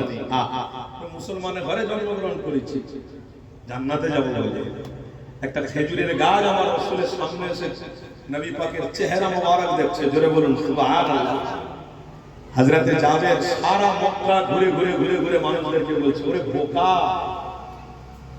এই যে ব্যক্তিটা যাচ্ছে ইনি হলেন আল্লাহর নবী, এনাকে যদি চিনতে পারিস, এনাকে যদি বুঝতে পারিস, তোর তকদির খুলে যাবে। মানুষ হয়ে জন্ম নেওয়া শর্ত হবে। একটা মক্কা শরীফের একটা মুশরিক বলতে লেগেছে, যাবে উল্টো পাল্টা বকছিস কেন? এসব তো ভণ্ডম কথাবার্তা। হ্যাঁ, তুমি বলছো ভণ্ডম কথাবার্তা, তুমি নবী পাকের সামনে এসো, আমি তোমাকে দাওয়াত দিচ্ছি। কি গো, শুনছেন না? শুনছেন? তুমি নবীর সামনে এসো, দাওয়াত দিলাম। আল্লাহ নবী মক্কার জমিনে বসে আছে, একটা মুশরিককে হযরতে জাবের দাওয়াত দিয়েছিলেন, আসো কালকে দেখাবো তোমাকে। আল্লাহ নবী বসে আছেন, হযরতে ওমর ফারুক বসে আছেন, হযরতে আলী বসে আছেন, হযরতে উসমান গনি বসে আছেন, সবাই আমার নবীকে ঘিরে বসে আছে। আল্লাহ নবীর সামনে হঠাৎ করে ওই মুশরিকটা এসে হাজির হলো। মক্কার যুবক ছেলেটা আমার নবীর সামনে এসে হাজির হয়েছে। হযরতে জাবেরকে দেখে বলছে, কি রে, সেই মুহাম্মাদের পাল্লায় পড়েছিস? আল্লাহ নবী বলছেন, কি বলছে ছেলেটা? যাবে, কি বলছে ছেলেটা? ইয়া রাসূলুল্লাহ হাবিবাল্লাহ, বেয়াদবি নেবেন না, আমি দাওয়াত দিয়েছিলাম, আপনার কাছে আসতে বলেছি যে একবার আসুক আপনার চেহারাটা দেখতে। আমরা বসেছি, তাই এসে আমাকে বলছে ওই রকম। হ্যাঁ বাবা যুবক, তুমি রাসূলকে দেখতে এসেছো? হ্যাঁ, রাসূলকে দেখতে এসেছি। এদিকে আসো। আমার রাসূল মক্কার যুবক ছেলেটাকে ডাক দিলেন, এদিকে আসো। আমার রাসূল ডাক দিয়ে ওই যুবক ছেলেটাকে বললেন, বাবা বস। এই বাবা, পানি দাও। আমার রাসূলুল্লাহ নিজের হাতে তাকে পানি পান করাচ্ছে। জোরে বলুন সুবহানাল্লাহ। আদর্শ, মহব্বত, প্রেম। সেই রাসূল আমার পানি দিলেন, পানি খেলো, কিছুক্ষণ বসলেন। বসে বসে আমার নবী মুখের দিকে তাকিয়ে তাকিয়ে তাকিয়ে হঠাৎ করে হাদিসের মধ্যে আছে, আমার নবী পাককে বলছে, ইয়া মুহাম্মদ, আমি অনেকক্ষণ বসেছি, আর বসবো না, আমি চলে যাব। তবে আপনি নবী, এতগুলো সব জ্ঞানী গুণী বুদ্ধিজীবীরা তোমার সামনে এখানে সব উপস্থিত হয়েছে, আমি আমার জ্ঞান গর্ভ থেকে একটু পরীক্ষা নেব, আপনি নবী কি নবী নয়? আল্লাহ নবী সাহাবী হযরতে ওমর ফারুক তো রেগে বললেন, কে পাগল বলো দেখিনি, কেন পাগলামি করছে সেখানে? আল্লাহ নবী বসে আছেন, কোনো কথা বলেন না, চুপ করে আছেন। ওমর বলতে যাবে কি যাবে কি? আল্লাহ নবী বুঝতে পেরে সাহাবা হুজুরদেরকে বললেন, চুপ করে থাকো, কোনো কথা বলো না, আমি কথা বলছি। আল্লাহ নবী ওই মক্কার ওই যুবকটাকে বলছেন, কি সমস্যা বলো না, আপনাকে পরীক্ষা করো। আচ্ছা পরীক্ষা করো, করো। কি পরীক্ষা নিতেছো? বলছে, ওই যে সামনে খেজুরের গাছ আছে, ওই খেজুরের গাছে টাটকা টাটকা খেজুর ধরে আছে, আমার ইচ্ছা হচ্ছে আমার সামনে ওই খেজুরটা আসবে, আপনি কি আনতে পারবেন? আল্লাহ নবী মুস্কি হাসি হেসে বললেন, বাবা মক্কার ছেলে, আমি যদি বলি অবশ্যই আসবে, আমি যদি বলি অবশ্যই আসবে। কেন আসবে না? সেই কিতাবের মধ্যে আছে, হযরত আলী কাররামাল্লাহু ওয়াজহু নামাজ ছেড়ে গেলেন। কোন নামাজ? আসরের নামাজ। যে নামাজ হযরত আলী ছেড়ে যাওয়ার কারণে নবীকে বলছেন হুজুর নামাজটা আমি আদায় করব, নামাজের ওয়াক্ত চলে যাচ্ছে। আরে আলী, ওয়াক্ত চলে যায় না, ওয়াক্ত আছে। ডুবে যাওয়া সূর্যকে আমার রাসূল শাহাদাত আঙ্গুলের ইশারাতে আবার তুলে দেখিয়েছে। সেই নবীর ইশারাতে ওই খেজুরের টাটকা টাটকা খেজুরগুলো আমার নবীর সামনে এসে হাজির হতে পারে না? এই বলেন না গো, বেশক পারে। কেন? सारा कायनात में जितने सब है, सब कुछ तो मेरे अल्लाह ने मोहम्मद रसूल के सदक़े में दिए हैं। কিন্তু সেই রাসূলকে আজকে না চেনানোর জন্য কিছু কিছু মুশরিক উঠে পড়ে লেগেছে। সেই রাসূল থেকে আমার যুবক ভাইদেরকে সরানোর জন্য কিছু কিছু মুশরিকরা উঠে পড়েছে। আর কিছু কিছু এমন ব্যক্তি আছে যারা 25শে ডিসেম্বরে গান বাজনা বাজা, এরা 1 জানুয়ারিতে 26শে জানুয়ারিতে গান বাজা, কিন্তু ভালো কাজ না করুক। কিছু এইরকম মানসিকতা মানুষ আছে না নেই? অনেকে আছে। কিন্তু খোদার কসম যুবকদের বলে যাচ্ছি, হয়তো তোমরা নামাজ সাময়িকভাবে নাও করতে পারো, হয়তো মুখে দাড়ি ভালো করে নাও রাখতে পারো, কিন্তু মনে রেখো তোমাদের এই সৎ মনোভাব, সৎ কাজ করার ওসিলা দিয়ে আল্লাহ হয়তো তোমাদেরকে জান্নাতি বানিয়ে দিতে পারে। এই খবরদার, হাল ছেড়ুনি তোমরা। তোমরা পারলে অনেক কিছু করতে পারো। প্রকাশ্যে রাস্তায় একটা নারীকে নিয়ে জিনা করতে পারো, কে বলবে? যুবক ছেলেদের সঙ্গে কেউ লড়াই করতে পারে? যুবক ছেলেদের রক্তের গরমের কাছে কেউ থেকে 10, 20টা, 50টা যুবক এক জায়গায় হয়ে গেলে মাথা খারাপ হয়ে যাবে সামনে। সেখানে তারা প্রকাশ্যে নারী নিয়ে জিনা করতে পারে, ব্যভিচারী করতে পারে, ফিস্টি করতে পারে, গান বাজাতে পারে, তাদের ব্যক্তিগত ব্যাপার। কিন্তু আজকের এই আমডাঙ্গা, আপনার কি সোনাডাঙ্গা গ্রামে যে যুবক ভাইদের আমি দেখছি, যেখানে এতটা প্রেম রাসূলের, এতটা ভালোবাসা, হয়তো তারা চলতে গিয়ে ভুল বিয়াদবি অন্যায় করেছে, কিন্তু স্বতঃস্ফূর্ত ভালোবাসা আমার নবীর প্রতি রেখেছে। আল্লাহ বলেছে ওয়া আতিউর রাসূল, যে আমার রাসূলকে মহব্বত করলো, আতিউল্লাহ, আমি আল্লাহ আমার ইতাআত করা হয়ে যায়। রাসূলের মহব্বতে যুবকরা আজকে যে সময়টা দিচ্ছে, যে কর্মকাণ্ডটা করছে, খোদার কসম এই প্রেম হয়তো একদিন রাসূলুল্লাহর কাতারে দাঁড় করিয়ে জান্নাতে প্রবেশ করিয়ে দেবে। যে রাসূলকে ওই মক্কার যুবক ছেলে বলছে পরীক্ষা করব, বাস যেই বলেছে আল্লাহ নবী মুচকি হাসি হেসে দিয়ে বলছে পরীক্ষা করবে তুমি, ঠিক আছে তাহলে উপস্থিত সবাই সাহাবারা আমাকে পরীক্ষা নিতে এসেছে, তোমরা কিচ্ছু বলো না, চুপ করে থাকো। আল্লাহ যেটা দেখায় না তোমাদেরকে, আজকে সেটা দেখায়। জোরে বলুন সুবহানাল্লাহ। আল্লাহ নবী শাহাদাত আঙ্গুলের ইশারা করলেন, টাটকা টাটকা খেজুরগুলো দোনো জাহানের সুলতানের ইশারাতে নবীর সামনে এসে হাজির হয়ে গেছে। সেই নবী মক্কার যুবক ছেলেটা দেখে তো অবাক, দেখে বলছে আমার নবীকে আপনি জাদুঘর। আরে ভাই, জাদুঘরের দ্বারা এটা করা সম্ভব হয়? আম্মা খাদিজা কুবরা বলেছিলেন, আমার রাসূল যখন শাম দেশে ব্যবসা করতে যেতেন, আমি নিজে দেখেছি আমার হাবিবের সাথে আমার যখন নিকাহ হয়েছিল, বিবাহ হয়েছিল, আমার রাসূল শাম দেশে যখন ব্যবসা করতে যেতেন, আমি খাদিজা আমার রাসূলকে আমি নিজের চোখে দেখেছি। আমার নবী রাস্তা দিয়ে হেঁটে যায়, কিন্তু আকাশের মেঘ, আকাশের যে মেঘগুলো, সেই মেঘগুলো আমার নবীর মাথার উপরে ছায়া করতে দেরি করে। আম্মা খাদিজাতুল কুবরা তিনি স্পষ্ট ভাষায় বলেছেন হাদিস। সেই যুবক বলল, একটা জাদুঘরের দ্বারা এটা সম্ভব? হ্যাঁ, আল্লাহ নবী বললেন, বাবা জাদুঘর বলছো ঠিক আছে, কিন্তু মনে রেখে দিও তোমার অন্তরে যে প্রাণ আছে, তোমার শরীরে যে রগ আছে, শিরা আছে, এই শিরায় শিরায় রক্ত চলছে, এটাও কিন্তু আল্লাহ। আর সেই আল্লাহ তোমার এবং সারা মখলুকের জন্য মুহাম্মদ মুস্তাফাকে জান্নাত হিসেবে আল্লাহ পাঠিয়েছেন। যুবক তুমি এখানে অস্বীকার করছো, যুবক তুমি রাসূলকে চিনতে পারলে না, আর কি দেখতে চাও বলো? মক্কার ওই মুশরিক, ওই যুবক ছেলেটা আমার নবী থেকে জাদুঘর লাকাব দিয়ে চলে গেল, কিতাবের মধ্যে আছে, চলে গেল। চলে গিয়ে আবার 2 দিন পরে এসেছে একটা মোরা পাখি নিয়ে।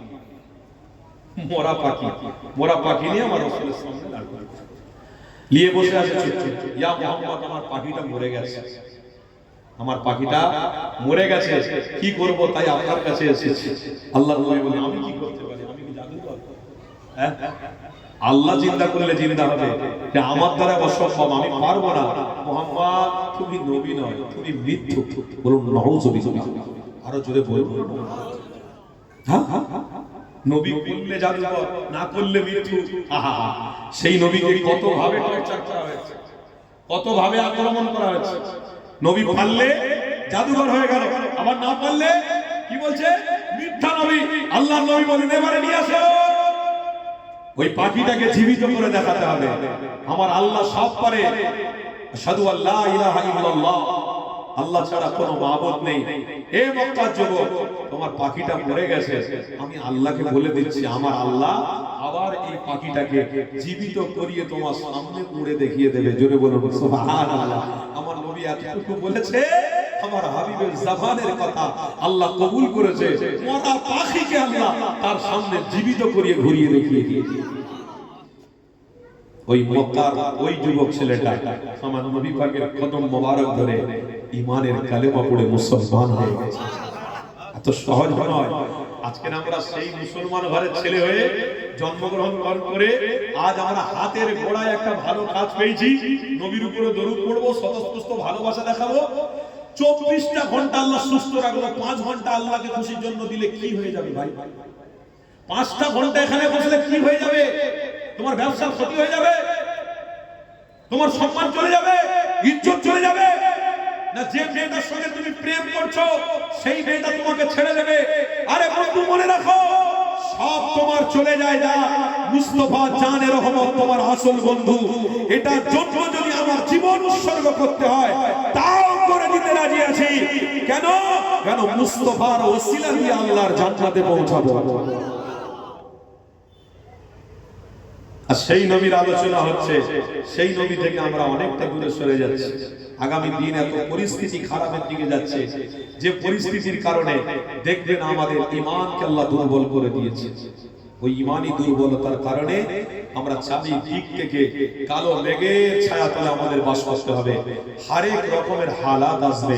আর এসে গেছে তো, এসে গেছে। হক পথের রাস্তায় যদি আমরা হক নেতৃত্বকে না মেনে নিই, একটা মসজিদের ইমাম সাহেব ইমামতি করে, ওই ব্যক্তিটা যখন জুম্মার দিনে দাঁড়িয়ে প্রকাশ্যে বলছে, কোরআনের আয়াত দিয়ে ব্যাখ্যা করছে, একজন মুসল্লি সেখানে উঠে গিয়ে ধারে গিয়ে লাস্টে আপনার মুসাফা করে ইমাম সাহেবকে বলছে, হুজুর আজকে যে বক্তব্যটা দিলেন সব আমার বিরুদ্ধে বক্তব্য হলো, এটা কি ঠিক করলেন আপনি? না আপনার গায়ে মেখে দিলেন কেন? হুজুর বক্তব্য দিচ্ছে আল্লাহকে খুশি করার জন্য, হকের বার্তা দিচ্ছে, আর আপনি আপনার গায়ে মেখে নিলেন। আজও আমি কথা বলছি, কোরআন হাদিস দিয়ে আপনাদেরকে বোঝাবো, সেখানে কেউ কেউ মনে করবে এই হুজুর আমাকে ব্যক্তিগতভাবে টর্চার করছে, আক্রমণ করছে। কারোর কথা হয়তো ব্যথা হতে পারে, হয়তো কষ্ট হতে পারে। না বন্ধু না, আল্লাহর নবী সেদিনে দাঁড়িয়ে হক কথা বলেছিলেন। কোথায়? হাতিমে কাবায়, মক্কার জমিনে দাঁড়িয়ে প্রকাশ্যে আমার নবী বলেছিলেন, আল ইয়াউমা আকমালতু লাকুম দীনাকুম ওয়া আতমামতু আলাইকুম নি'মাতি ওয়া রাদিতু লাকুমুল ইসলাম দীনা। ইসলামটাকে আমি আল্লাহ, আমার রাসূল, আমি রাসূলুল্লাহ, আমাকে আল্লাহ ইসলাম দিয়ে কমপ্লিট করে দিয়েছেন। বলুন সুবহানাল্লাহ।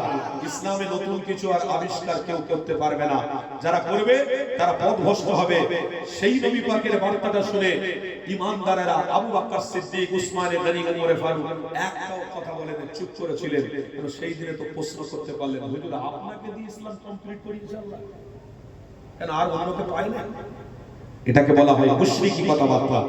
ঈমান তারা এনেছে যারা মুস্তাফা জানে রহমতের ইতিহাস বা পাইরেটার সম্পর্কে পরিচিত রেখেছে। জোরে বলে বলুন, তারাই ঈমানদার। যারা মুহাম্মদ মুস্তাফা বাইরেটার সম্পর্কে জানবে না, তারা কানার মতো, কালার মতো, ওই হারামের মতো ভুলভাল করে যাবে। তাদের অস্তিত্ব নেই, তারাও মরবে, আমরাও মরব। আল্লাহর সামনে সবাইকে দাঁড়াতে হবে।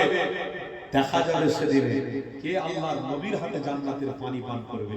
ইনশাআল্লাহ আমরা এটা বলতে পারি 100% আমরা হক পথে আছি, আল্লাহর নবীর হাতে জান্নাতের পানি আমরা পান করব। বলুন ইনশাআল্লাহ, জোরে বলুন ইনশাআল্লাহ। আল্লাহ নবী বড় জাহানের সুলতানের অনুসারীরা আজকে দেখুন সেই হক পথটাকে আমরা ছেড়ে দেওয়ার জন্য বিভিন্ন রকমের আমাদের অন্তরের ভিতরে একটা ওয়াসওয়াসা আসছে, বিভিন্ন রকমের বক্তব্য ফুটে ফুটে উঠছে। ইমাম সাহেবের কাছে গিয়ে সেখানে আলাদা বক্তব্য দিচ্ছি, আর মুফতি সাহেবের কাছে ফতোয়া নিতে যাইনি।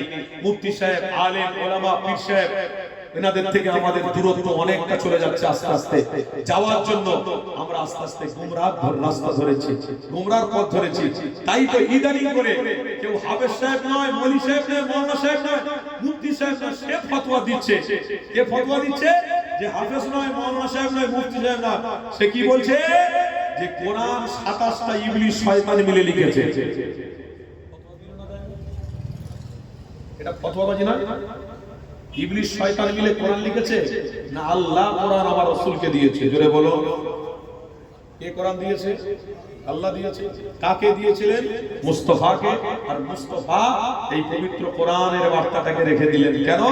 প্রত্যেকটা মুমিন সহ অন্যদের জন্য এই কোরআনটা হলো গাইড বুক। জোরে বলো সুবহানাল্লাহ। আজকের এই বর্তমান সময়ে সায়েন্সরা গবেষণা করে, পবিত্র কোরআনের গবেষণা করে তারা স্যালুট জানাচ্ছে কোরআনকে, যে বর্তমান সময়ে যদি কোরআনটা না আসতো আমাদের কাছে তাহলে আমরা পথভ্রষ্ট হয়ে যেতাম। তাহলে কোরআনটা আল্লাহর, কোরআনটা কারোর বাবার তৈরি করা নয়, কোরআনটা কারোর পৈতৃক সম্পত্তি নয়, এটা লহে মাহফুজ থেকে আল্লাহ পাঠিয়েছে। কাদের জন্য? জালিকাল কিতাব, এতে কোনো সন্দেহ নেই, হুদাল লিল মুত্তাকিন, এটা কেবলমাত্র মুত্তাকিদের জন্য আল্লাহ পাঠিয়েছে। যারা কোরআন ধরবে তারা মুত্তাকি হয়ে যাবে। আর সেই কোরআনের ফতোয়া দিচ্ছে কে? যে হাফেজ সাহেব নয়, মৌলভী সাহেব নয়, কারি সাহেব নয়, মুফতি সাহেব নয়, সে বলছে ইবলিস শয়তান 7-8 জন মিলে লিখেছে। তাহলে এবারে ইমাম সাহেবের বিরোধী যারা ছিলেন, যারা বড় বড় ইমাম সাহেবের সামনেই বক্তৃতা দিচ্ছিলেন, যে আপনি আমাকে ডেডিকেট করে কথা বললেন, আপনি আমাকে ব্যক্তিগতভাবে আক্রমণ করেছেন, লাও এবার লাও কোরআনের উপরে আঘাত করেছে, লাও এবার কি করবে করো, কি করবে? এখানে আমার আল্লাহ বোঝাতে চাইছে, যেখানে তুমি হক মানুষের পিছনে থাকবে না, হক মানুষের নেতৃত্বকে তুমি সাপোর্ট করবে না, সেখানেই তোমাকে আমি আল্লাহ কোনো না কোনো দিক থেকে আক্রমণ করব। ফতোয়া যে দেয় না সে দাঁড়িয়ে ফতোয়া দেবে। তাই আল্লাহ বলেও দিয়েছে এই ফতোয়াবাজদের থেকে সাবধান, কেন আমার রাসূল যে পথ দেখিয়েছে, যে ফতোয়া, যে সিস্টেমে ওলামা হযরতদেরকে আমার নবীর বার্তাগুলো যে দেওয়া হচ্ছে, এটাই হলো ঈমানদারদের জন্য হক। জোরে বলুন সুবহানাল্লাহ। আর তাকবীর দেন তো, নারে তাকবীর। সোনাডাঙ্গা গ্রামের বাপ ভাইদের ঈমানের জোর কি কমে গেল নাকি?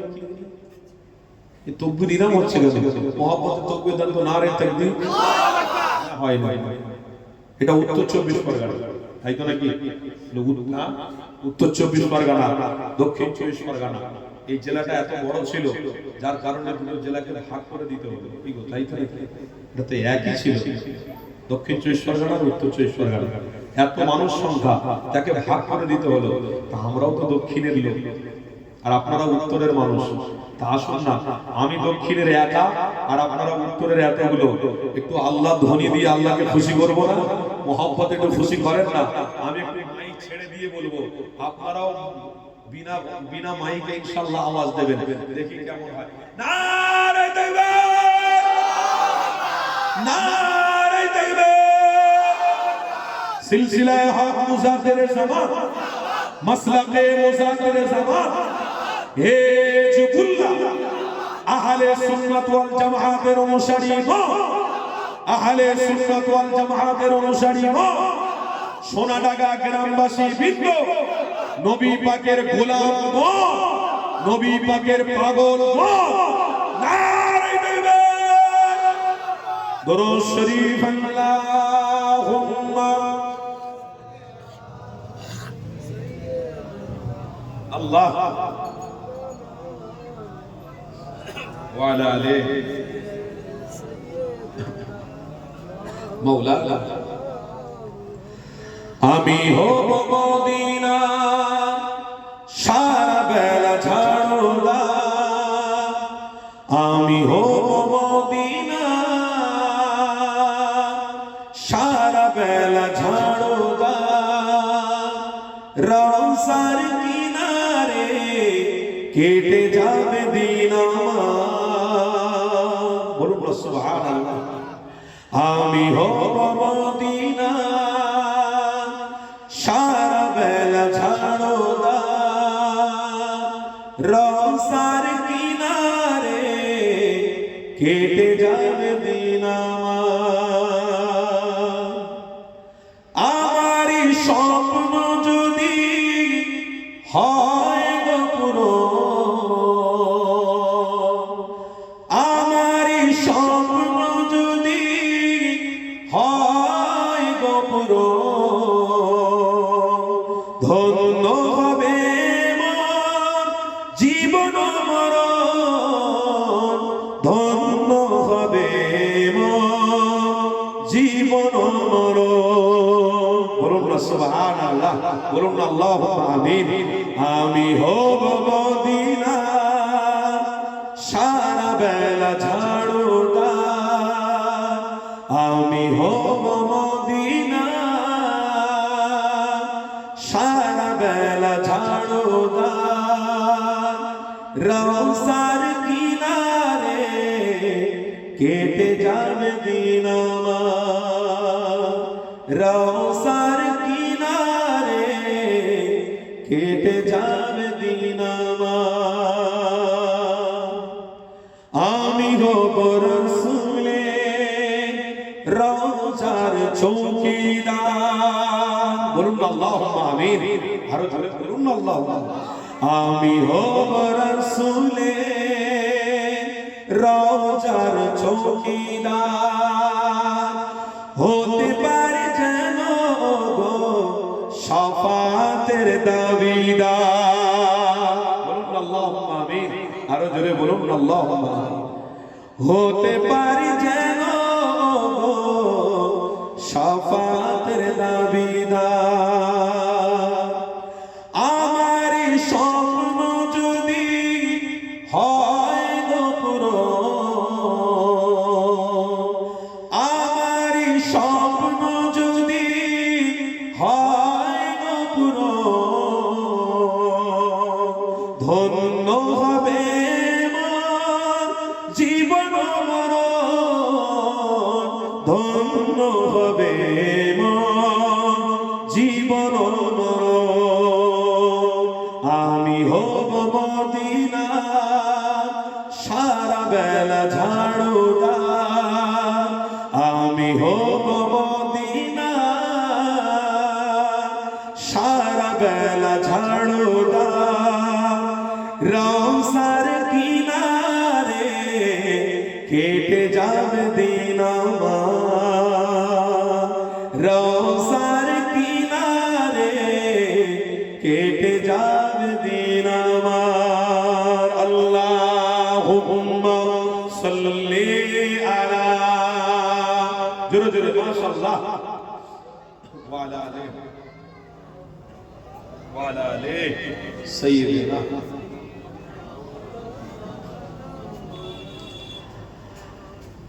আমার আব্বারা, আমার ভাইরা, কিন্তু আমার আলোচনা আপনারা কষ্ট পাচ্ছেন না, অসুবিধা হচ্ছে? মুফতি সাহেবকে ছেড়ে দিলেন, ইমাম সাহেবকে ছেড়ে দিলেন, কি গো এই কথা বলছিলাম না? বলি মুফতি সাহেব ছাড়লেন, ইমাম সাহেব ছাড়লেন, যোগ্য ব্যক্তি ছাড়লেন। আজকে তাই আমাদেরকে উল্টো পাল্টা লোকেদের কাছ থেকে ফতোয়া শুনতে হচ্ছে। এই কিছুদিন আগে আমরা মুফতি সাহেবকে প্রাধান্য দিই না বলে, ওলামাদের পীর সাহেবদের সাথে সম্পর্ক রাখি না বলে, ফুরফুরা দরবার শরীফের আওলাদে মুসাদ্দির জামানের সাথে সম্পর্ক না রাখার কারণে আজকে দেখুন আমাদের সামনে 3 তালাক বিল, এটাও পাস হয়ে গেল। যারা পেশাব করে পানি নেয় না, মুফতি সাহেব নয়, কারি সাহেব নয়, তারা কি বললেন? 3 তালাক বিল ও সব পাস করে দাও। ওই 3 তালাক যে শব্দটা, ওটা তুলে দিতে হবে। তাহলে আল্লাহ নবী বিরোধী হলো না? কি গো শুনছেন না? শুনছেন? বিরোধী হলো না? হলো না? কেন বিরোধী হলো?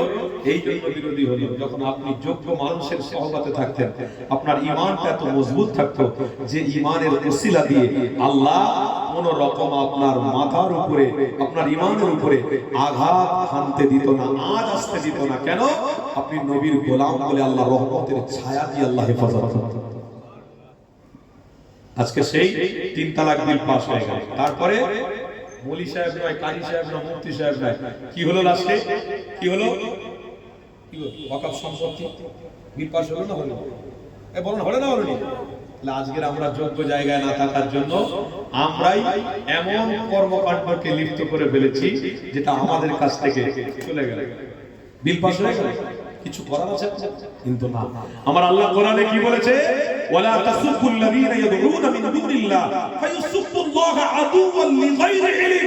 আমার আল্লাহ স্পষ্ট ভাষায় বলেছে, যারা কোরআনের বিরোধী করছে, যারা তিন তালাক বন্ধ করেছে, যারা ওয়াকফ সম্পত্তিকে বলছে যে আমার আমার আমার, শোনো আমি আল্লাহ বলছি, যারা ঈমানদার মুত্তাকি, যারা নামাজ পড়ে সিজদা দেয়, তারা ব্যতীত যারা পূজারী পূজা করে, যারা হিন্দু ভাই, খ্রিস্টান ভাই, ইহুদি ভাই, কোনদিন তাদের উপরে আঘাত দিও না, তাদেরকে কষ্ট দিও না। তোমরা রাসূলুল্লাহর অনুসারী, আমি আল্লাহ স্পষ্ট ভাষায় জানাচ্ছি, তাদেরকে আঘাত দিলে আমি আল্লাহ নারাজ হয়ে যাব, কারণ তারাও মাখলুক। তাহলে আপনি ভাবুন ইসলাম কত মহব্বতের, কত মায়া, কত ভালোবাসা, যে মুসলমান ঘরে আল্লাহ আমাদেরকে পয়দা করেছে, যে মুসলমানের ঘরে আল্লাহ আমাদেরকে চয়েস করেছে, ঈমানদারের ঘরে জন্মগ্রহণ করেছি, সেখানে আল্লাহ নিজেই বলছে তুমি ঈমানদার নামাজি, তুমি একটা মুসলমান হয়ে গায়ের মুসলমানকে কোনোদিন গালি দেবে না, খ্রিস্টানকে গালি দেবে না, ইহুদিকে গালি দেবে না। আল্লাহ নবীও কিন্তু এই পথটা দেখিয়ে দিয়ে গেছে। কেন গালি দেবে না? এই জন্য তুমি আল্লাহর নবীর অনুসারী, তুমি গালি দেওয়া মানে আমি আল্লাহকে নারাজ করা। আর তুমি যদি গালি না দাও, তুমি তোমার পথটাকে মজবুত করে ধরে থাকো, তারা হয়তো তোমাদের উপরে আক্রমণ করতে পারে, কিন্তু তোমাদেরকেও আমি বলে দিয়ে যাচ্ছি, ইন্না শানি আকাহু আল আবতার, তোমাদের চোখের সামনে তাদের বংশকে আমি আল্লাহ নির্বংশ করব, তাদের বংশ আমি আল্লাহ নির্বংশ করব। তোমরা কোনোদিন গালি দিতে যাও, তোমরা কোনোদিন তাদের সাথে ভ্রান্ত করতে যাও, তোমরা তোমাদের কাজ কি গো, শুনছেন না? শুনেন, আমরা আমাদের কাজ করছি, আমরা ইসলাম ধর্মের মানুষ, আমরা কাউকে আঘাত দিই না, আমরা কোন ধর্মকে আঘাত দিই না, কোন জাত নিয়ে আমাদের কোন চুলকানি নেই, কোন জাত নিয়ে আমাদের সমস্যা নেই। আমরা কার অনুসারী? মুস্তাফা জানের অনুসারী। জোরে বলুন সুবহানাল্লাহ। না, আগে যারা আসবে আগে চলে আসবে, যারা আসবে আগে আসবে, কেউ আগে আসবে না, ওখানেই বসবে। যারা আসার ইচ্ছা আছে সামনে সামনে আসবে, আর সামনে সামনে আসবে। কি গো আমার বাপ ভাইরা, শুনছেন না? শোনেন? তো সেখানে তাদের বংশকে আল্লাহ কি বলেছে? নির্বংশ করবে। আর যদি আমার মুসলমান ঘরে জন্মগ্রহণ করে, আমার মুসলমান ভাই যদি নিয়মি বিদ্বেষী কাজ করে, এদের বংশ নির্বংশ হবে না? হবে না? কথা বুঝছেন না? বলছেন এদের বংশ নির্বংশ হবে না? হবে না? তাহলে আজকের এই সোনাডাঙ্গা গ্রামে আমার নবীর আলোচনা হচ্ছে, সেখানে আমরা মুসলমান দাবি করি, অথচ আমরা সেই জায়গা পর্যন্ত আসতে পারি না। তাহলে বলুন, আমরা নবীর আসল বিরোধী না তারা নবীর আসল বিরোধী? হ্যাঁ, এখানে একটু দিমাগ আল্লাহ দিয়েছেন, ভেবে চিন্তা করে কথা বলুন, কারা বিরোধী আপনারা চিন্তা করুন। আজকে না নবীর আলোচনা হচ্ছে, তো মুসলমান ঘরে আল্লাহ জন্ম দিয়েছে, সেখানে আমরা আসি না, তাহলে বিরোধী কার করা হলো? আল্লাহর নবীর বিরোধী করা হলো। নবীর বিরোধীকারী যারা হবে, তারা মুসলমান ঘরে জন্মগ্রহণ নিলেও আল্লাহ তাদের বংশকে নির্বংশ করবে। তাই আমার ঘরে শান্তি নেই, আপনার ঘরে শান্তি নেই। আপনার ঘরে টাকা আছে, দৌলত আছে, বাড়ি ভালো আছে, গাড়ি ভালো আছে, কিন্তু দেখেছেন শান্তিটা আল্লাহ রাখে না, শান্তি তুলে নিয়েছে। কেন? তোমার মধ্যে মুহাম্মদ রাসূলের প্রেম নেই বলে, তাই তোমার বাড়ি থেকে আল্লাহ শান্তি তুলেছে। যদি তুমি প্রকৃতপক্ষে মুস্তাফার প্রত্যেকটা কাজকে সাপোর্ট করতে, তোমার ঘরে আল্লাহ রহমত দিয়ে ভরিয়ে রাখতে। আরেকটু জোরে বলে বলুন। বাপেরা, নওজোয়ান তরুণীরা, এ নবী পাকের দিওয়ানারা আসে, আল্লাহ নবীর অনুসারীরা, আল্লাহ নবীকে কোনোদিন ভোলা যাবে না। এ যুবকেরা, যারা চিনেছে তারা জান্নাতি হয়ে গেছে। এ যুবকেরা, যে আলোচনা করতে করতে আমি অনেকটা দূরে চলে এসেছিলাম, ওই আলোচনা থেকে আবার ফিরে যায়। আল্লাহ নবী দিল দুনিয়ার বাদশা হাবিবুল্লাহ একটা খেজুরের গাছের নিচে মরুভূমি উত্তপ্ত গরম আলোতে আল্লাহ নবী আমার আরাম করতেছিল। এই কথাটা বলতে বলতে অনেকটা দূরে আমি চলে গিয়েছিলাম।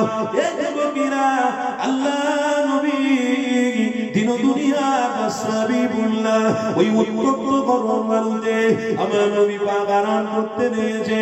আবু জাহেলের দলের ছেলেরা আমার নবী পাককে খুঁজতে লেগেছে। আল্লাহ নবীকে যেখানে পাবে সেখানে হত্যা করে দেবে, আমার নবীকে মিটিয়ে দেবে, আল্লাহ নবীকে বাঁচিয়ে রাখবে না। কিতাবের মধ্যে রয়েছে আল্লাহ নবী দিন দুনিয়ার বাদশা হাবিবুল্লাহকে একজন দূর থেকে দেখতে পেল। আমার রাসূলুল্লাহ ঘুমিয়ে রয়েছে, মুহাম্মাদের কাছাকাছি আসলো। আল্লাহ নবীর সামনে ওই পাশেই জুলফিকার ছিল, যে জুলফিকারটা নিয়ে আল্লাহ নবী আমার হাতে করে নিয়ে ঘুরতো। কেন ঘুরতো? কেন বনের পশুদেরকে আমার নবী পাক গাছের পাতা ছিঁড়ে ছিঁড়ে তাদের খাওয়াতো। এই নবী আমার জুলফিকার হাতে করে নিয়ে ঘুরে বেড়াতো। আল্লাহ নবী আমার জুলফিকার পাশে রাখা, নবী আমার অপরে ঘুমিয়ে রয়েছে। আমার নবী পাকের শরীরটা বড় ক্লান্ত হয়ে রয়েছে। এই যুবকেরা, এই নবীর দিওয়ানারা শুনে রেখে দিও, ওই মক্কার যুবক ছেলেটা আমার নবীর সামনে এসে আল্লাহ নবী জুলফিকারটা হাতে নিয়ে আমার নবীর সামনে বলতে লাগলো, মাইয়ান হুকামিনি, এ মুহাম্মদ উঠে পড়ো, হত্যা করে দেব। আল্লাহ নবী আমার ঘুমিয়েছিল, আমার নবী পাক ঘুম থেকে উঠে পড়লো। ওই মক্কা যুবক ছেলেটা মুখের দিকে তাকিয়ে বলছে, এ যুবক রে, কেন তুমি মুহাম্মদকে হত্যা করে দেবে?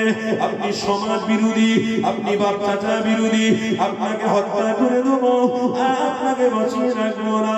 এই যুবকেরা, আল্লাহ নবী জানাতে দিয়েছে, এ মক্কা যুবক ছেলে রে, আমি সমাজ বিরোধী নয় গো, আমি তোমার বংশ বিরোধী নয় গো। তুমি যে দাঁড়িয়ে আছো এই জমিন আল্লাহ, তুমি যে আসমানের নিচে দাঁড়িয়ে আছো এই আসমান হলো আল্লাহ। যে দিন আর রাত রয়েছে ওই দিন আর রাত এটাও আমার আল্লাহ, এবং তোমার শরীরে যত ক্ষমতা রয়েছে সব কিছুর মালিক আল্লাহ। সেই আল্লাহ আমাকে তোমার এবং তোমার পরিবার শুধু নয় তামাম মাখলুকাতের জন্য রাসূলুল্লাহ করে পাঠিয়েছে। আরো জোরে বলুন, এই যুবকেরা, আল্লাহ নবী যখন ভাষাটা বলে ফেললো তখন এই মক্কা যুবকে রক্ত আরো গরম হয়ে গেল। ইয়া মুহাম্মদ, হত্যা করে দেবই দেবো। কেন? আপনার বিরোধী আমি, ইসলামের বিরোধী আমি, আল্লাহ বিরোধী আমি, আপনাকে হত্যা করিয়ে দেবো। আল্লাহ নবী জানাতে লাগলেন, এ যুবক ছেলে রে, তুমি মুহাম্মদকে হত্যা করে দেবে, তবে মনে রেখে দিও মুহাম্মদ রাসূলুল্লাহকে হত্যা করাটা আল্লাহ তামাম মাখলুকাতের জন্য হারাম করে দিয়েছে। এই যুবকেরা, আল্লাহ নবীকে হত্যা করতে কেউ পারবে না, আমার রাসূলুল্লাহকে কেউ হত্যা করবে না। কেন? যেই হত্যা করবে তার হাতের শক্তি আমার মালিকের কাছে রয়েছে। যে অস্ত্র দিয়ে ধরবে সেই অস্ত্রের ওই ক্ষমতার মালিক আল্লাহ। যে মারবে সে মারবে, যে আসবে তার হায়াত মৃত্যুর মালিক আমার আল্লাহ, তার রুজির মালিক আমার আল্লাহ। আল্লাহ কোনদিন হত্যা করতে দেবে না। মুহাম্মদ রাসূলুল্লাহকে হত্যা করাটা আল্লাহ হারাম করে দিয়েছে। যুবক এই কথাটা বলে আগিয়ে আগিয়ে যাচ্ছে। আল্লাহ নবীকে খঞ্জার দিয়ে মারবে, জুলফিকার দিয়ে হত্যা করে দেবে। এই যুবকেরা, ঠিক এই সময়তে আল্লাহ নবী দিল দুনিয়ার বাদশা হাবিবুল্লাহ ওই যুবককে জানাতে লেগেছে, এ যুবক তুমি হত্যা করে দেখাও, তবে মনে রেখো তোমার হাত থেকে আমাকে আল্লাহ হেফাজত করবে। আরো জোরে বলুন, এ যুবকেরা, ওই যুবক ছেলেটা আল্লাহ নবীকে ঠিক হত্যা করতেই যাবে। এই অবস্থাতে তার দুটো হাত থরথর করে কাঁপতে লেগেছে। দুটো হাত জুলফিকার ছিল, ওই জুলফিকার জমিনে পড়ে গেল, থরথর করে হাত কাঁপতে লাগলো। এ যুবকেরা, আল্লাহ নবী জানাতে লাগলেন, এ মক্কা যুবক ছেলে রে, তুমি হত্যা করবে বললে, ওই হত্যা করে দেখাও। আল্লাহ নবীর সামনে ওই যুবক জানাতে লেগেছে, ইয়া মুহাম্মদ, আমার হাতে আর কোনো শক্তি পাচ্ছি না, আমার হাত থরথর করে কাঁপছে। আল্লাহ নবী সেই সময় জানিয়েছিলেন, এ মক্কা যুবকেরে, তুমি নবীকে দেখেছো, আল্লাহ তোমার হাত থেকে হেফাজত করেছে। একেই বলে সত্য নবী, এটা মিথ্যা নবী নয় গো। আল্লাহ কোরআনেও জানিয়েছে, এ পৃথিবীর মানুষেরা আমার নবী নিয়ে ভ্রান্ত ধারণা করবে না। আমার নবী নিয়ে ভুল ধারণা রাখবে না। এই নবীর অনুসারীরা, আজকে সেই নবীর অনুসারী অনেকে রয়েছে, এমন নবীর অনুসারী আছে মুসলমান ঘরের মা ও বোনেরা জন্মগ্রহণ করার পরে আজ মোবাইলে পরিচয় দিচ্ছে, আমি একজন ইহুদির ঘরে জন্ম নিয়েছি, আমি খ্রিস্টান ঘরে জন্ম নিয়েছি, কিন্তু মুসলমান ঘরে জন্মগ্রহণ নিয়েছে।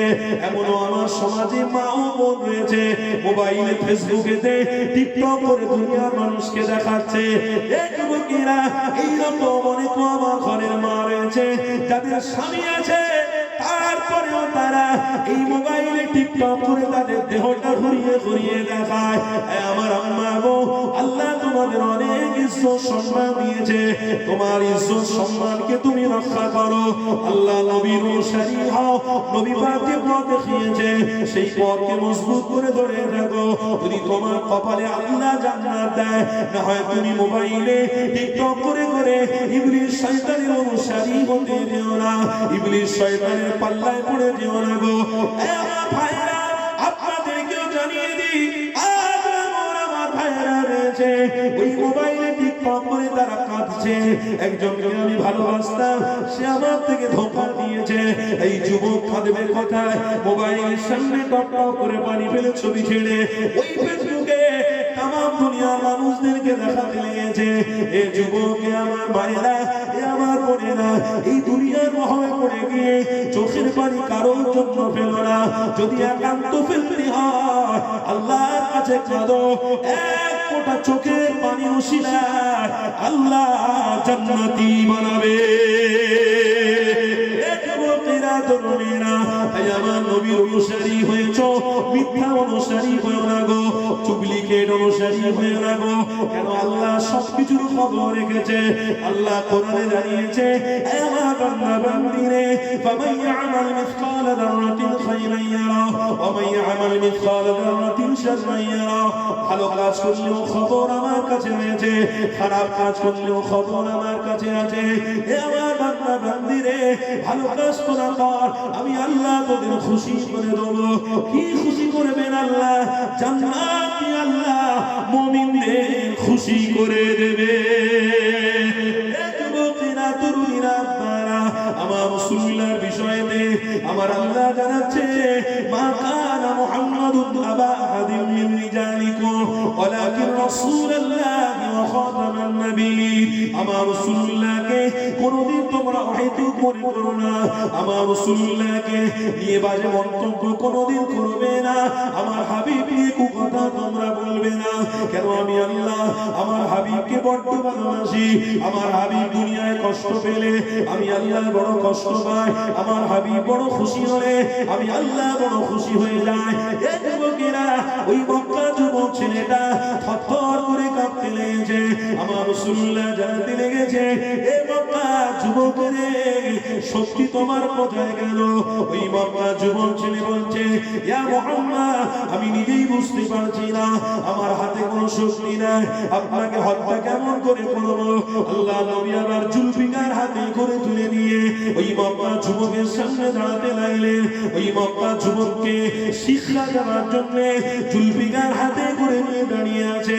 আমার রাসূলুল্লাহ বলতে লেগেছে, ওয়া মাইয়ানুকা মিন্নি, এ মক্কা যুবক ছেলে রে, এবার আমি তোমাকে হত্যা করব। তুমি আমাকে হত্যা করেছিলে, বাঁচিয়েছে আমাকে আল্লাহ তোমার হাত থেকে, এবার আমি তোমাকে হত্যা করব। কে বাঁচাবে বলো? ওই সময় যুবক ছেলেটা বলতে লাগলো, ইয়া মুহাম্মদ, আপনি আমাকে যদি বাঁচান তাহলে আমি বাঁচতে পারবো, না হয় আমি বাঁচতে পারবো না। আমার রাসূলুল্লাহ বারবার তাকে জানাতে ছিল, আল্লাহ বাঁচাবে, মুহাম্মদ নয়। কেন? আমার নবী চাইছিল ওই মক্কা যুবক ছেলেটা আল্লাহকে যেন চিনে নেয়।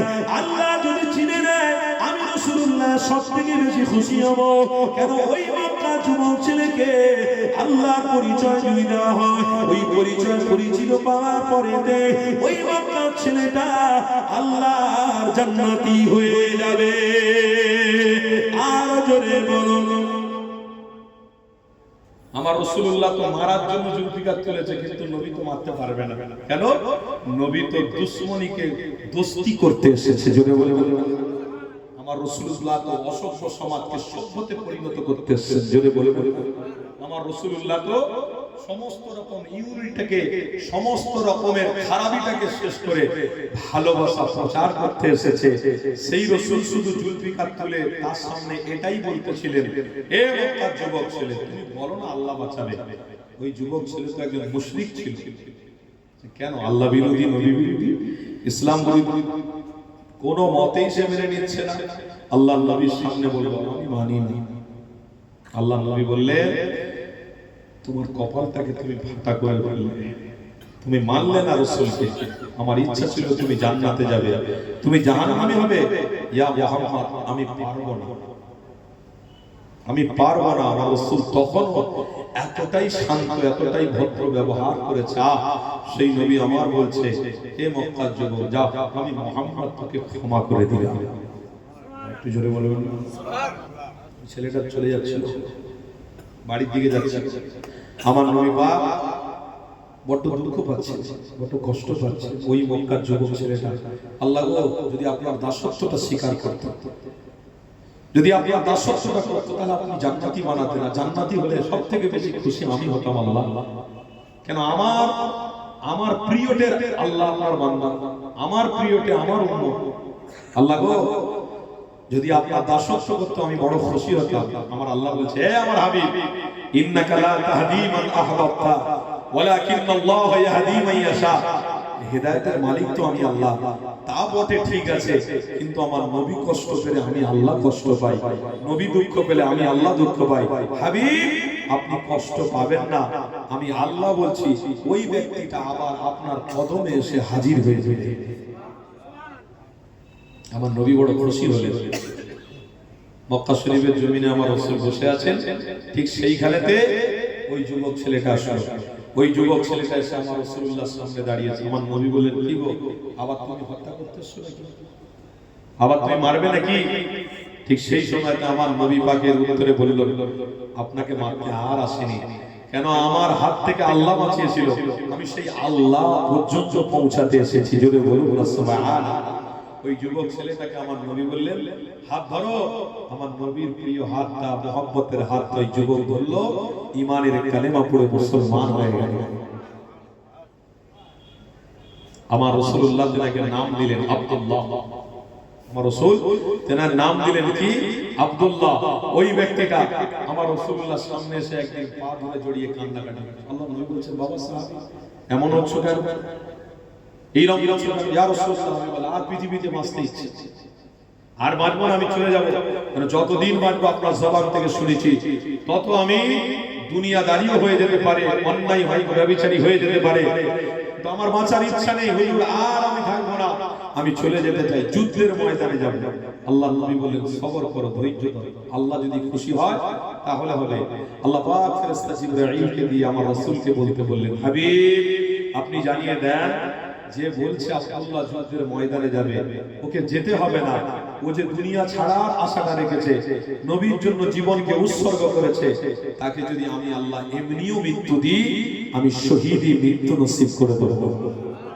আর একটু জোরে বলবেন না? কি ছিল, কি হয়ে গেল? আর আমরা মুসলমানের ঘরে জন্মগ্রহণ করেছি, কি ছিলাম আর কি হয়ে যাচ্ছে। কি গো, শুনছেন না শোনেন না? মুসলমান ঘরে জন্মগ্রহণ করেছি, কি ছিলাম, কি হয়ে যাচ্ছি। তাহলে এইখানে আপনাদেরকে আমি অনুরোধ করে বলে যাব, যা হবার হয়েছে, যা করবার করছেন, আর না এবারে মুখটা ফিরিয়ে আনো। আপনার পরিবার, আপনার স্ত্রী, আপনার মেয়ে, আপনার মা, আপনার পরিবারকে নিজের চোখ দিয়ে গাইড করে রাখুন, না হলে পরিস্থিতি গড়বড় হয়ে যাবে। আল্লাহ এলেমটাকে তুলে নেবে, যেদিনে এলেম তুলে নেবে, সেদিনে মুসলমান আল্লাহ দেখবে না, আপনার বংশকে আল্লাহ নির্বংশ করবে। কেন? যে মুহাম্মদ বিরোধী হবে, তার বংশকে আল্লাহ নির্বংশ করবে। আজকের আমরা এমন কাজ করছি যে কাজের দ্বারা হয়তো আমাদের বংশ নির্বংশ না হয়ে যায়, সন্দেহ হচ্ছে। কি গো, তাকবীর দেন না? নারে তাকবীর। আর একটু মুহাম্মদের তাকবীর দেন না? নারে তাকবীর। দরুদ শরীফ, আল্লাহুম্মা। জোরে জোরে পড়েন না, কি হলো, আসতে হয়ে যাচ্ছে। এই যুবক ভাই, জোরে পড়ো। হ্যাঁ হ্যাঁ, বুঝতে পেরেছি। আল্লাহ रहेगा सदाए हमारी जुबां पर आइला मोहम्मद आइला मोहम्मद रहेगा सदाए हमारी जुबां पर आइला मोहम्मद आइला मोहम्मद हमारे तो ईमान का है ओ मकसद आइला मोहम्मद आइला मोहम्मद नबी की मोहब्बत का इकरार करना नबी की मोहब्बत का इकरार करना नबी से वफा का इजहार करना पुकारो हर लम्हा नाम अहमद आइला मोहम्मद आइला मोहम्मद रहेगा सदाए हमारी जुबां पर आइला मोहम्मद आइला मोहम्मद हमारे तो ईमान का है वो मकसद आइला मोहम्मद आइला मोहम्मद के बूढ़े ज़बान बच्चे भी बोले के बूढ़े ज़बान बच्चे भी बोले फलक से उतर कर फरिश्ते भी बोले बोलो ना सुभान अल्लाह के बूढ़े ज़बान बच्चे भी बोले फलक से उतर कर फरिश्ते भी बोले के बादल के बारिश की कतरे भी बोले आइला मोहम्मद आइला मोहम्मद रहेगा सदाए हमारी जुबां पर आइला मोहम्मद आइला मोहम्मद हमारे तो ईमान का है ओ मकसद आइला मोहम्मद आइला मोहम्मद अल्लाहुम्मा सल्ली अला जोरो जोरो जोरो जोरो सबाई सबाई मौलाना व अला आलिहि सय्यिदिना फलक पर चाँद जैसा है नबी का नाम ऐसा है बोलो सुभान फलक पर चाँद जैसा है नबी का नाम ऐसा है दिलों से गम मिटाता है मोहम्मद नाम ऐसा है फलक पर चाँद जैसा है दिलों से गम मिटाता है बोलो ना सुभान अल्लाह दिलों से गम मिटाता है किसी का दिल दुखाओ ना किसी का दिल दुखाओ ना सताओ खल्के बारी को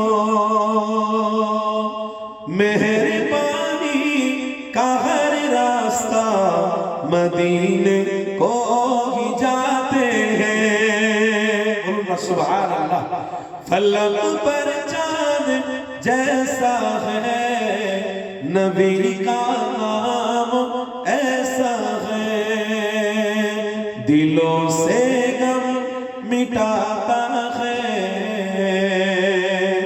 मोहम्मद नाम ऐसा है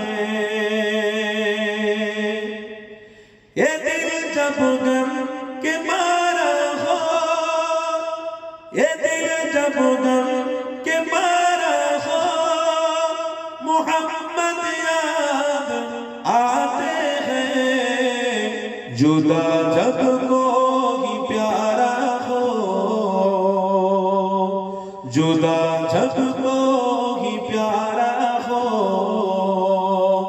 मोहम्मद याद आते हैं सुभान अल्लाह फलक पर चाँद जैसा है नबी का नाम ऐसा है दिलों से गम मिटाता है मोहम्मद नाम ऐसा है अल्लाहुम्मा सल्ले अला सय्यदना मौलाना मुहम्मद व अला आलिहि माशाअल्लाह ये যুবকেরা এই দিনের শিরখিদান তাহলে আজ থেকে প্রতিজ্ঞাবদ্ধ করুন আজ আমার থেকে কোনোদিন হাতে দাঁড়ায় পায়ে দাঁড়ায় চোখে দাঁড়ায় অন্যায় করব না আল্লাহ নবী জানাতে লেগেছিলেন এ মক্কার মানুষেরা হাতে দাঁড়ায় পায়ে দাঁড়ায় চোখে দাঁড়ায় যখন তোমরা অন্যায় কাজ করবে আমি রাসূলুল্লাহ জানিয়ে দিই আল্লাহ তোমাদের এলেমগুলোকে তুলে নেবে আমার রাসূলুল্লাহ জানিয়ে দিলেন ইন্না মিন আশরাতিস সাআ আইয়ারফাউ ইলমু ওয়া ইয়াসবুতাল জাহলু ওয়া ইউশরাবাল খামরু ওয়া ইয়াযহারাজ জিনা আমার রাসূলুল্লাহ জানিয়ে দিলেন এমন একটা সময় আসবে যে দিনেতে আমার উম্মতীরা অন্যায়কে সাপোর্ট করবে আর বলবে আমি ঠিক রাস্তায় রয়েছি অথচ তারা মুসলমান হবে অথচ তারা ইমানদার বলে দাবি করবে মসজিদে নামাজ হবে নামাজিরা নামাজ ছেড়ে দিয়ে মসজিদের পাশ দিয়ে গান বাজাতে বাজাতে যাবে নারীরা কবরস্থানের পাশ দিয়ে যাবে মাথায় কাপড় তাদের থাকবে না এ যুবকেরা আল্লাহ নবী জানিয়ে দিলেন সমাজে যখন এই রকম চালু হয়ে যাবে আমার আল্লাহ এলেমগুলোকে তুলে নেবে আমার ভাইয়েরা জান্নাতে যেতেই হবে টার্গেট আপনার আমার মধ্যে রয়েছে আল্লাহর জান্নাতি হতে হবে এ শুনে ঢাকা গ্রামে আব্বা জানেন আম্মা জানেন বলে দিয়ে যায় আল্লাহ এখনো হক পথকে প্রতিষ্ঠিত রেখেছে গো আসো হক পথ মজবুত করে ধরো ইহুদিদের রাস্তা ধরতে যেও না দাজ্জালের রাস্তা ধরতে যেও না ইবলিস শয়তানের রাস্তা ধরতে যেও না ওই পথ অনুসরণকারীদেরকে আল্লাহ জাহান্নামী বানিয়ে নেবে এ নবীর দিওয়ানারা তাই আপনাদেরকে জানিয়ে দিই আজ থেকে নিয়ত করো ও রব্বি আল্লাহ কোন দিন কোন সময় এই দুনিয়া জমিন ছেড়ে চলে যাব দুনিয়া জমিনে বেশি দিন বাঁচবো না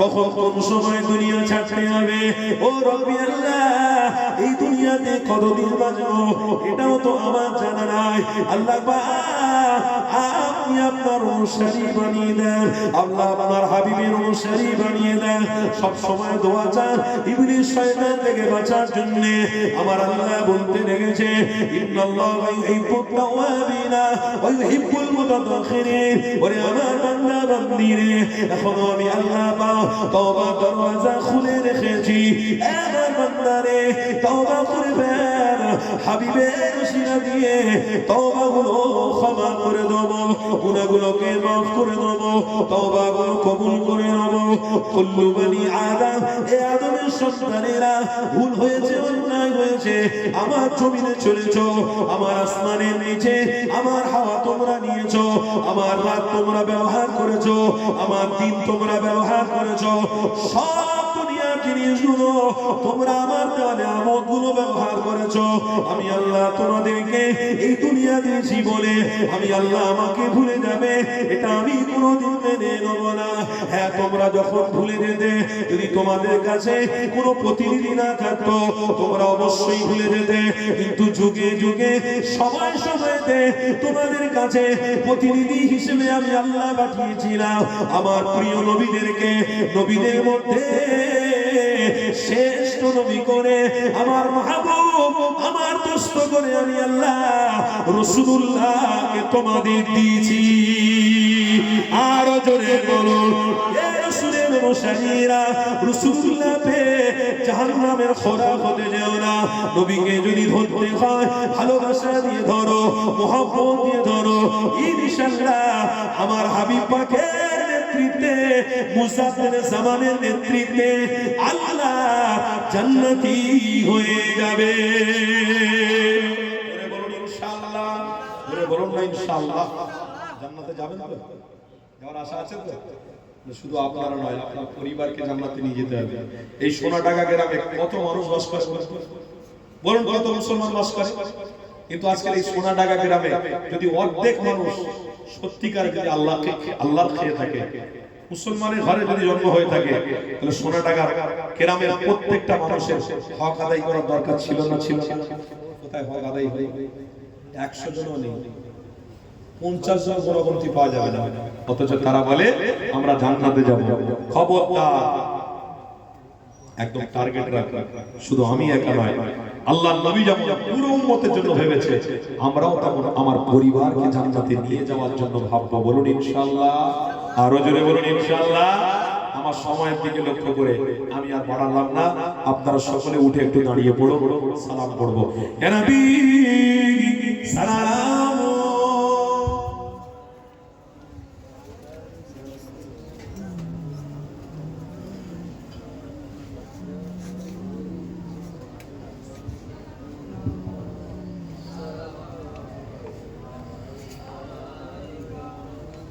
আলহামদুলিল্লাহ,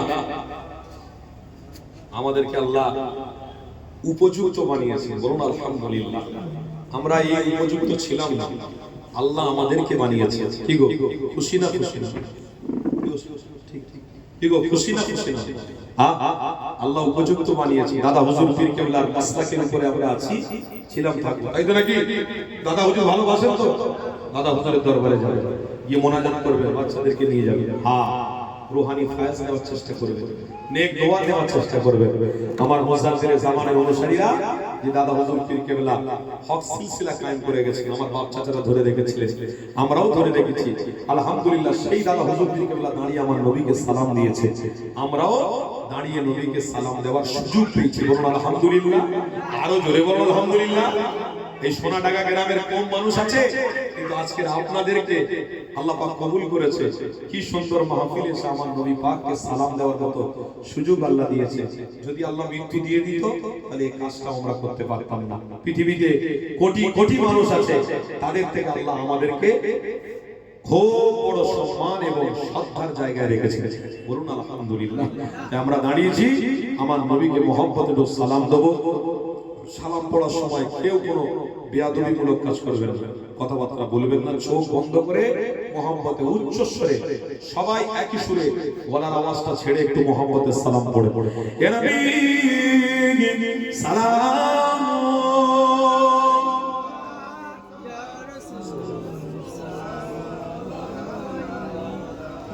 ইয়া হাবিব সালাম, সালাম, ইয়া নবী মদিনা হতে সব কিছুই পারে দেখি মোদের লাশ কবরে রাখি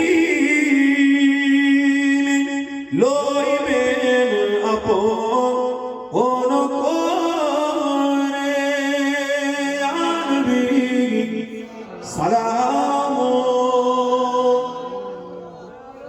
ইয়া রাসূল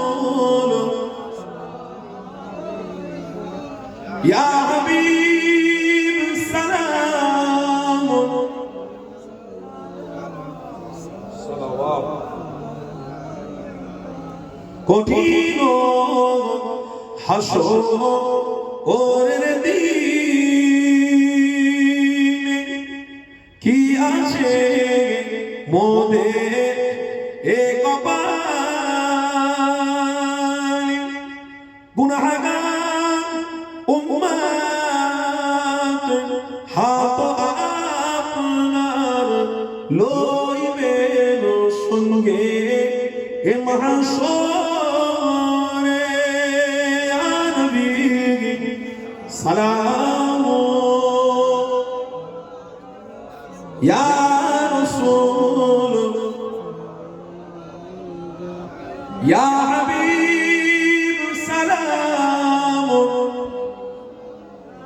সালাওয়াত। সকলে বলুন আলহামদুলিল্লাহ। সোনাডাঙ্গা গ্রামবাসী, আল্লাহ আমাদেরকে নবী পাকের মহব্বতের সালাম পড়ার সুযোগ করে দিয়েছেন, আমরা পড়েছি। আল্লাহ আমাদের সালামের নজরানা নিয়ে আপনার হাবিব পাকের দরবারে হাদিয়া তোহফা স্বরূপ পৌঁছে দিন। বলুন আল্লাহুম্মা আমিন। জোরে বলুন আল্লাহুম্মা আমিন। নারে তাকবীর। আওয়াজ হচ্ছে না, একটু মহব্বতের দেন না আওয়াজ করে। নারে তাকবীর। মাসলাকে মুজাদ্দির জামান হিজবুল্লাহ আহলে সুন্নাত ওয়াল জামাআতের অনুসারীগণ,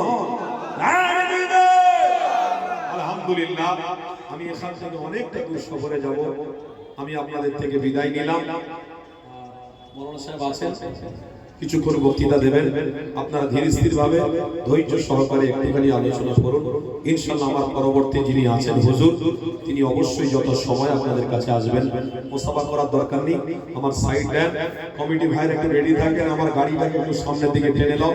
বাবা গাড়ি ড্রাইভার ভাই, একটু গাড়িটা সামনের দিকে নিয়ে আসো, একদম দেরি করলে হবে না। 1.5 ঘন্টার মধ্যে হাওড়ায় পৌঁছাতে হবে। দাওয়াত নেব না, যদি হাতে পায়ে ধরে তো কি করব বলুন, কিচ্ছু করার নেই। তো সেই রকম আপনাদের কাছে আমি ক্ষমা চাইছি। আমার ভাষাতে, আমার কথাতে আপনারা কষ্ট পেলেন নাকি? কি গো বাবেরা কষ্ট পেলেন? হক পথ সব ধরে আছেন তো? আছেন তো ইনশাআল্লাহ? দাদা হুজুর ধরে আছেন তো ইনশাআল্লাহ? আল্লাহ কবুল করেন। হুজুর একটু আলোচনা করছেন, আপনারা সকলে মহব্বতে আস্তে আস্তে বলুন, কেউ ওটাওটি করবেন, আল্লাহর জন্য। আল্লাহ দেখতে পাচ্ছেন। দরুদ শরীফ আল্লাহুম্মা